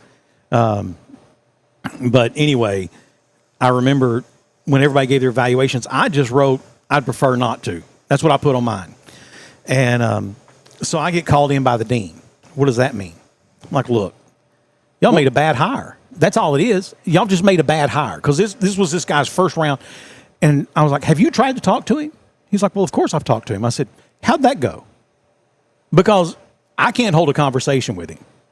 And he told me, he said, Mr. Sanford, you're on slate to graduate top of your class. I'm trying to understand the problem. I said, the problem is he cannot communicate. And I said, I get it. He is super smart. And it all swims around up there. But getting it to come out doesn't work. I said, he needs a lesson plan or something. You know, he needs to be told how to talk to people. Yeah. Because he can't do it. Yeah. Now, every class consisted of half of the time, the first so many weeks, you were going to be in the classroom. Yeah. The last so many weeks, you were going to be in the lab or in the shop or whatever. Yeah. Now, out in the shop, he was great. He was great out there because you could say, hey, I'm getting this reading or that reading. And he would say, well, check this first. And if that's okay, then we'll look at this. And I'm like, oh, okay. I would get, I could understand. So the real life when it came to actually putting your hands on it, he could do it. But when it came to classroom instruction, he was terrible. And it was just, he would stand in front of the class and just like wide-eyed. It was like the first time you ever got pulled over by the cops. You know, just like, what do I do now? that kind of thing. Speaking of, remember, you got pulled over by the cops recently? No. I haven't either. Yeah. Not recently. In fact, I backed out of the donut place there on the avenue years ago and backed into a girl on her first day of work. Oh, no. She said, well, I saw you backing up. I said, you didn't think about blowing that horn a little bit? And someone says, that's the insurance agent that just backed into you. Yeah, that was the last ticket. Did you deny your own claim? No. No. Amazing how that works for you insurance people. No, let me tell you that the agent really doesn't have anything to do with the claim aspect of or even the price. No, they can't set the price. Yeah, you have nothing to do with either one. And which is a shame because, for example, I trust my agent. Jason Hardy is my agent. He's been on our show here. I trust him. I know I can go talk to him. And but he really doesn't have a lot of say so. If he can help me navigate. Yeah. And that's what. So previously, Keith Jackson was my. Yeah. I had been with Keith Jackson and Allstate for like 20 years, and there was a time I had a hail damage claim on my roof on my home. I'm standing there watching the hail bounce off my wife's truck. Okay. So I called Keith. I said, hey, man, it's hailing like crazy. And I'm watching little pieces of my roof fall off. And he's like, yeah, we'll make you a claim, So a few days later, I get a call from a guy. He's an adjuster with Allstate, and he's going to come by and look at it. Okay. So I'm ready. He tells me he's going to be there at such and such time. I put a ladder up, and he gets there. We walk up on the roof, and he looks around for a second. He said, man, I don't see any hail damage. I just see an old roof. I was like, you see that whirlybird right there? Yeah. I said, all them dents in it, that's not from hail. To you? And he's like, well, I can get you a new whirlybird, but it's not even going to be as much as your deductible. And I was like, why don't you get off my roof? Now, Mr. Sanford. I said, no, Mr. Sanford's ass. Why don't you get off my roof? Well, there's an appeals process. I know there's an appeals process, and this is the last time I'm going to say it without putting my hands on you physically. Get off my roof. So he hurries on down off the roof. I put the ladder up. I drive over to Keith's office, and I tell him what happened. Keith said, well, he's right. There is an appeals process, and I'll make the appeal. Okay. I get a call about a week later from a guy, and he said, look, I'm a third-party adjuster. Here's what I know. You made a claim. It was denied. I've not seen pictures, nothing. I just know you made a claim for hail damage on your roof, and it was denied. I'm going to come by your house. I'll be there Sunday if that's okay. That's fine. So that Sunday he came in and popped the ladder out, and we climbed up there, and he looked around for a second. He said, man, there's no reason in both of us standing up here just burning up. He said, give me about an hour, 45 minutes to an hour, I'll have you a check ready. He said, there's hail damage all over this roof. And so I go back in, and sure enough, about an hour later, he comes in and hands me a check. And I'm like, how hard was that? You know, but that Allstate guy was like, it was his money personally or something. You know, he was like, but a lot of those, I say this, I've said this before, there's never been an insurance adjuster who's gotten in trouble for not paying a claim. Yeah. You've never heard of one of them getting fired for not paying claims. Yeah. So, well, and that's what they took it out of the hands of the agent. Because back in the day, if you had a $300 or a $700 to fix your car, a bumper or whatever, you know, they'd up it to cover you deductible. And you know, it was cheating, but everybody kind of did it, and everybody kind of knew it. But no, they took that out of the hands of the.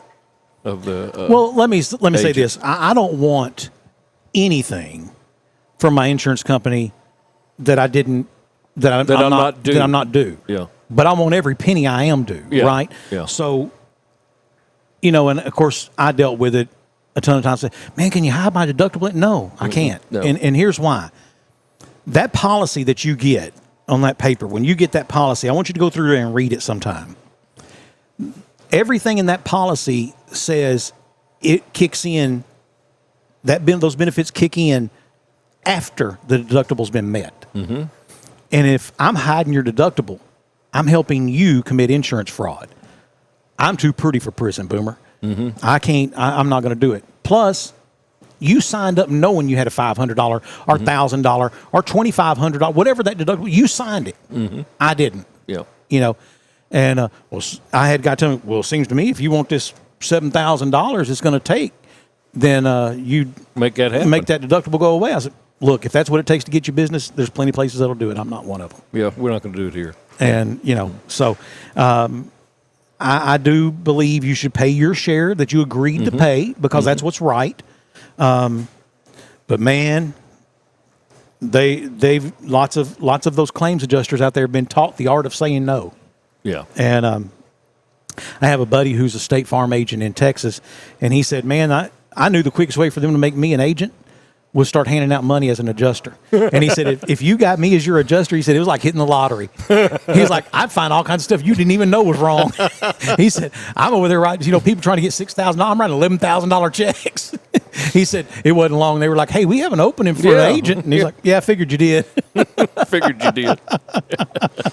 Oh, heavens. Oh, my goodness. Boomer, how about let's take a break? Okay. We'll come back. We'll talk about some events that are going on here locally, okay? All right, good. All right, we'll be back with more of Off the Back Porch right after this. For longer than most of us can remember, Timber Lane Meat Market has been a staple of our community, where quality meats and friendly faces come standard. From everyday dinners to weekend cookouts, make it fresh, make it local, make it Timber Lane. Be sure to check out the daily lunch specials and like us on Facebook. Timber Lane Meat Market, 1336 West Hillsboro in El Dorado. Proud to be part of South Arkansas and even more proud to be displayed on your table.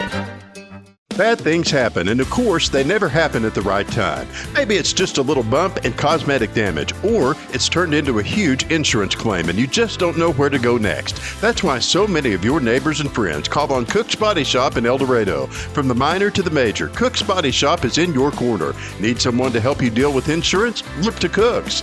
Need advice on what to do next? Look to Cook's. Need a free estimate? Look to Cook's. Bad things are going to happen, and when they do, look to Cook's. New year, new you? Help your resolution with our friends at Davis Farms Country Market. Make family meals a priority this year with the new take and bake side dishes like potato casseroles. Pack lunches with fresh boar's head, sliced deli meats, or cheeses. Make dinners great again with true farm-to-table fresh ingredients from Davis Farms Country Market. 4523 Junction City Highway, or call 870-639-1323. With a name you trust, you can count on us. Glen Mechanical, plumbing, heating, and air. For over 6 decades, Glen Mechanical has been specializing in HVAC, plumbing, and all mechanical jobs. 3 generations family owned and operated since 1956. Glen Mechanical's business is based on relationships. They support and give back to the communities they work in. Contact them for all of your HVAC, plumbing, and mechanical needs. GlenMechanical.com. Hey, welcome back for more of Off the Back Porch with Sandy and Boomer.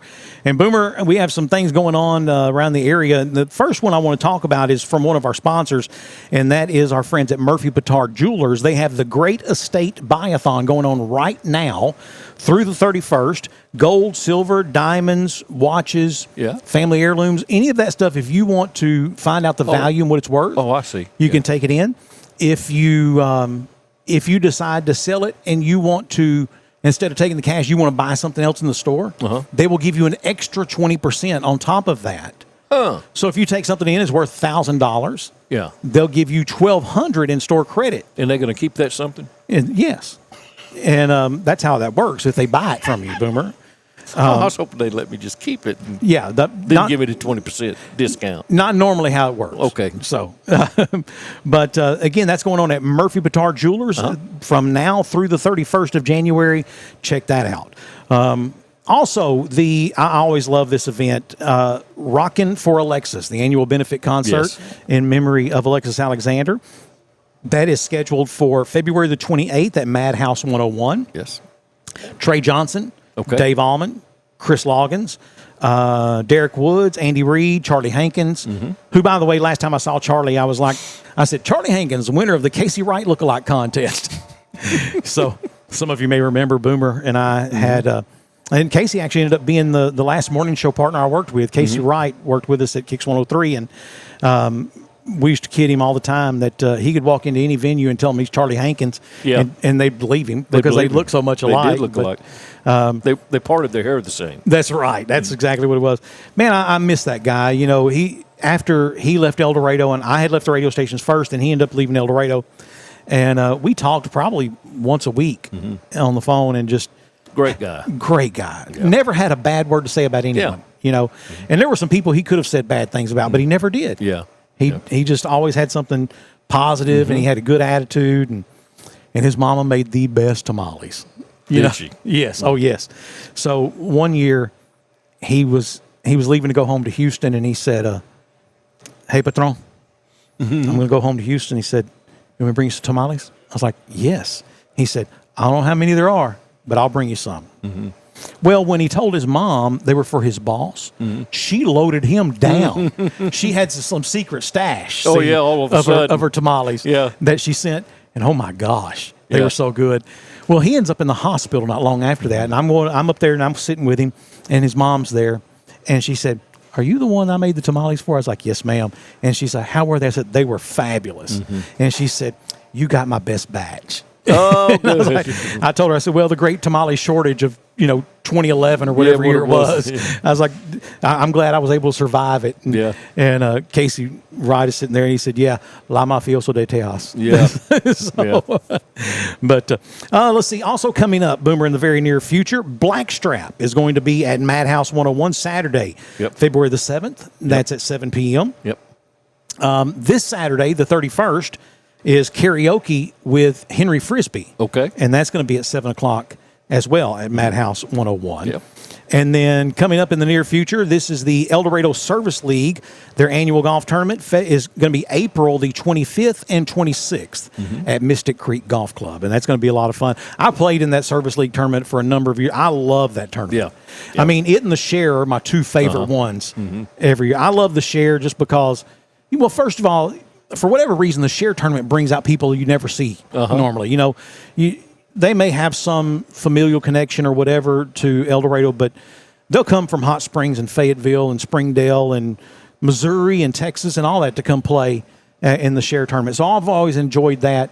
And again, I've been partnered up or not partner. I always pretty much have the same partner, Mike Poor, but we'll normally get put with another team, and it's somebody I've never met a lot of times, or barely know or whatever. Yeah. And then by the time you get through playing 18 holes with them, you know them a little better. You had a good time. Yeah, and so that's always fun. And listen, if you draw me as a tee partner, I'm not going to be one of those guys. Did you ground that club?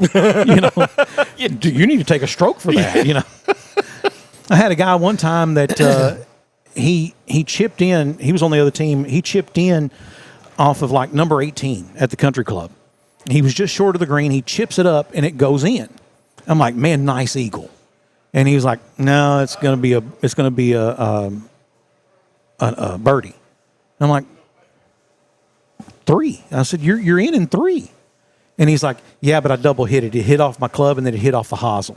I'm like, dude, if you don't write down a 3, I am. Yeah, we'll take it. I'm not going to take. I'm not going to let you take a. Yeah, that's technically he was right. Yeah, but yeah, we're not. Yeah, that's not me. Yeah. Now, one time, Mangum and I are playing in a tournament, and we're playing with some guys. If I said their names, you'd know them, and I'm not going to say it. But very first hole, God, of all the holes too, it was number 15 at the time at the country club, which is the short par 4 after the dog leg right. The short par 4 right there.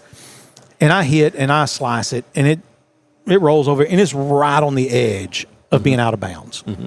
And I think we were playing medal play, and I think it was best ball, so not a scramble, best ball. And for those of you who want to know, scramble, if Boomer and I are playing together, we both hit. Whoever has the better hit, we're going to play from that next. That one, and then whoever has the better hit, we're going to play from that. Well, in best ball, what happens is he plays his ball all the way through the hole, and if he scores a 3, and then I play my ball and I score a 4, we just take his score. That's best ball. So we get up there, and my ball is right on the edge. I mean, I'm looking at a red stake over here, and I'm standing behind a red stake, and it's just right on the edge. And these guys that we're playing with said, well, hold on, we got some string. We'll string it between the two and see if it's in bounds or out of bounds. I was like, you know what? What are you doing with string here? Don't worry about it. It's out of bounds. It's out then. It's out. If that's how we're going to play. Yeah. Those two guys ended up getting in a fist fight with each other. No, they did. Yes, they did. At a tournament? That tournament. That day. So we started on number 15. We ended on number 14 then, right? Yeah. Well, one of them hits a putt for par, I think. That's like 40 feet. And drains it. And the other one says, well, it's about effing time. And it was on. And they get into a physical fist fight as Mangum and I drive away. Y'all just left them. We just left them there. Yeah. Now, 10 minutes later, they were in the 19th hole buying each other beers. But, I'm just not that serious of a golfer. I've called somebody a rabbit-eared fool or whatever, but I don't think I've ever gotten a fist fight at the golf course. Yeah, I've come close. Have you? I did. And, there was enough fault to go around for everybody. Anyway, I won't get into that. At least not here. Not here. Yeah. So, Boomer, let's see. What else you got going on? Mark Phelps is coming to Emmanuel Baptist Church. Yes, I saw that. And I don't have the date, but it's on Facebook. You can go to Emmanuel Baptist IBC El Dorado, and you can see it there. You can see it there. And I don't know how they're going to do that because there's only so many people can get in that auditorium. Yeah, that's going to be a huge show. And we were talking to show you how much our phones listen to us, right? Yeah. We were talking last week about Southern Gospel groups. Yeah. And guess what my TikTok has been filled up with? What? Since last Gaithers? week. All the Southern Gospel, maybe not J.D. Sumner and the Stamps Quartet and all of them, just King's Gold and all of them. So and I saw one the other day. It was Vestal. Now let me just say this: you don't even have to like Southern Gospel music, but if you just like good vocals, you got to listen to some Vestal Goodman, man. I'm just telling you, Vestal. When she brought it, and I love the McCameys, but Vestal didn't have to do all that to get the crowd on their feet. Vestal started out singing tenor. Did she really? Yeah. And then they found out that she could, she was singing a lyric tenor part. And then she found out she could belt it on the leads, and so and they made the right choice there. God walks the dark hill. Man, yeah. When she sings that, it's just like, I wouldn't take my wouldn't take nothing from a Jersey cow. Yeah, wouldn't take nothing from a Jersey cow. Yeah, that's what Lisa thought. Yeah, sweet Lisa. So, and but yeah, the Goodmans, man, that was Yep. you know, and then of course Happy Caldwell. Was that who was it? Happy Goodman. Happy Goodman. Yeah, That's Happy Goodman. And but talking about all those last week, and so that's been my TikTok's been filled up with that all week. Mm-hmm. It's funny, my Facebook reels are nothing but fishing. I mean, really? you know how you can be going through Facebook and you have it'll have suggested reels. Yeah, it'll be 6 of them on there, and 5 of them are about fishing, and then one of them's about somebody being a butthole to a cop. Got those too. Yeah. I saw one today. A girl's felony. She's got a felony arrest, and the judge is talking to her, and she's talking. She goes, if this is how this is going to go, we can go to a jury trial. He said, but do you think that you could say that maybe you made a bad choice? It says anytime a cop stops you on the side of the road, I've seen that one, yes, and you have to abide by what they say. If you'd have done that, then you could have gone to appeals court. We wouldn't even be we wouldn't be here. She says, could you say that you maybe made a bad mistake and that you would apologize for or do that differently? Do that differently? She wouldn't do it. Mm-mm. She goes, well, I don't want to go to jury trial. She goes, well, it was 2 parts. The first one was, and so even and that's what you see. Just get out. If a cop says, if a policeman comes to your car and says, could you step out, please? You are required by law. So you have to. Let's give that back to our audience one more time. Yeah. You are required by law to show your license, and if they ask you to step out of the vehicle, to step out. Mm-hmm. You are required by law to do those. Those are lawful commands. Yes. And you have to do those things. And there's things. no such thing as a sovereign citizen. No, there's no such thing. And then they do not even have to tell you why they pulled you over at that point. Yeah. Okay? You are to abide by those commands. Mm-hmm. You do not, however, have to allow them to search your vehicle. No. If you get out of your vehicle, shut the door. Yeah. If you leave the door open, yeah, they can reach in and go. Now you've left the door open, and if they see something that they don't like, well, then they can then search the vehicle because you left the door open. So get out, shut your door. Mm-hmm. You do not have to take field sobriety tests. As a matter of fact, you should not. But you'll get arrested if you're going to go to jail. Yeah. But you're going to go to jail either way. Yeah, because they're not made to let you off. No, they're not made for you to pass. And I could be stone cold sober, and I can't stand up and hold one foot up in the air and have my balance. But especially, officer, especially because I had a couple drinks. Yeah, and I can't. Yeah, I've been drinking. The other thing is keep your mouth shut. Yeah. Don't divulge anything. Don't. Now look, you can do what you want to do. I'm not one of those. I'm not answering questions. Yeah, I'm not one of those. I'm just not going to. But I'm. It depends on what you're asking me.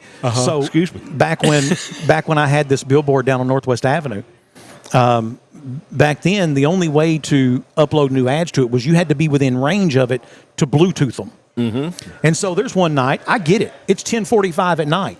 I'm sitting there in a running car under this billboard, Bluetooth and ads up to it at the nail place. Yeah. Yeah. And so this cop pulls up. He walks up to my car.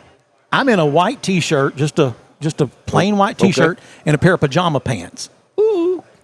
I don't have a driver's license on me. Oh, you don't have none of that with you? I just got a laptop in my lap. What does that look like? You walk up on a car if someone just stopped in a parking lot with a laptop. Pajamas with a laptop.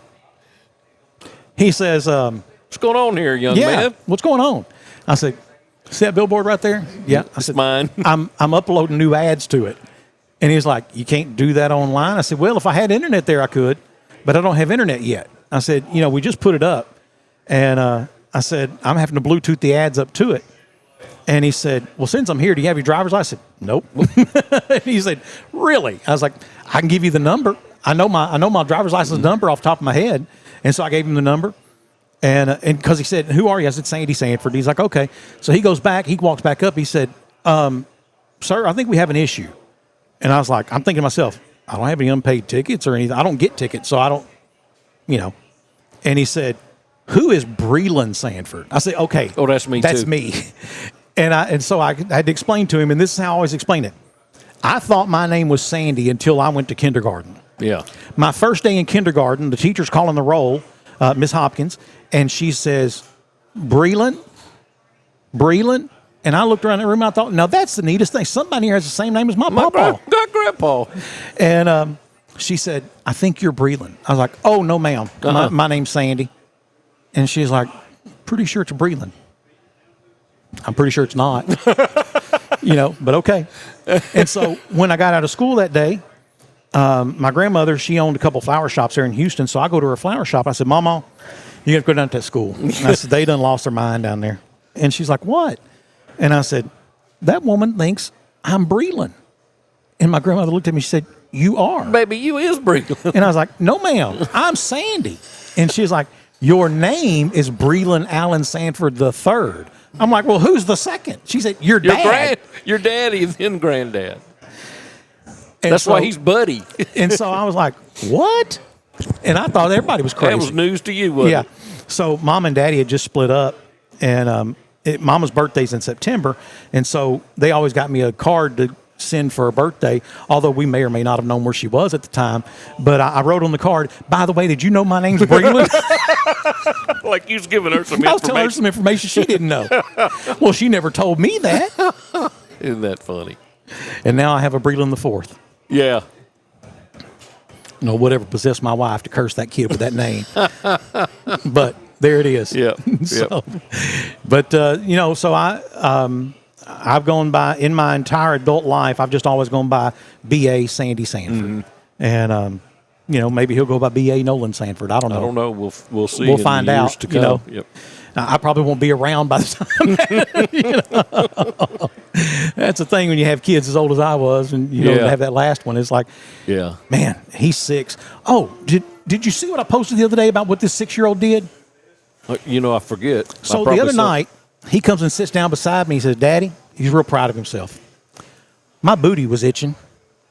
And so instead of using my finger, I got me some wet paper towels. I did see that. And I was like, where are they? What'd you do with the paper? Because my only thought was he's then tried to flush paper towels down the toilet, and that's not good. Yeah. So I'm like, well, what'd you do with the paper towels? He smiles. He goes, right there. I saw that. I went, oh, man. Are you telling me you used to have wet paper towels in your butt? Yes, sir. I was like, okay, go to the bathroom, get them out. Throw them in the trash. Not the toilet. Throw them in the trash. Yeah. Then get in the shower. Because, toilet paper is for booties. That's right. Paper towels are for hands. That's in the quicker pepper upper. Yeah.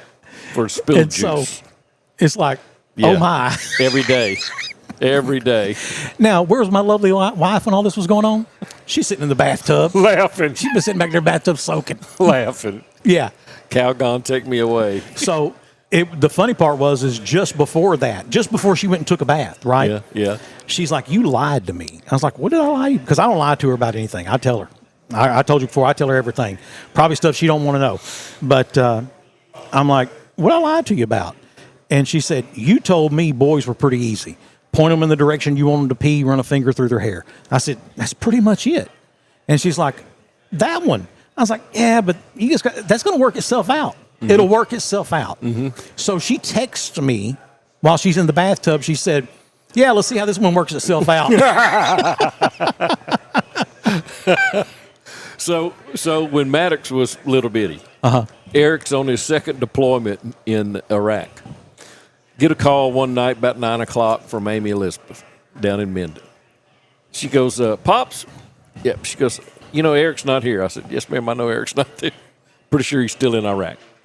She said, when do boys quit having their hands in their pants on their junk? I said, I don't know. I'll let you know. I'll let you know when I get there. That sounds like a made-up story, but it's my truth held up to God. I said, I don't know. I'll let you know when I get there. She goes, oh, my God.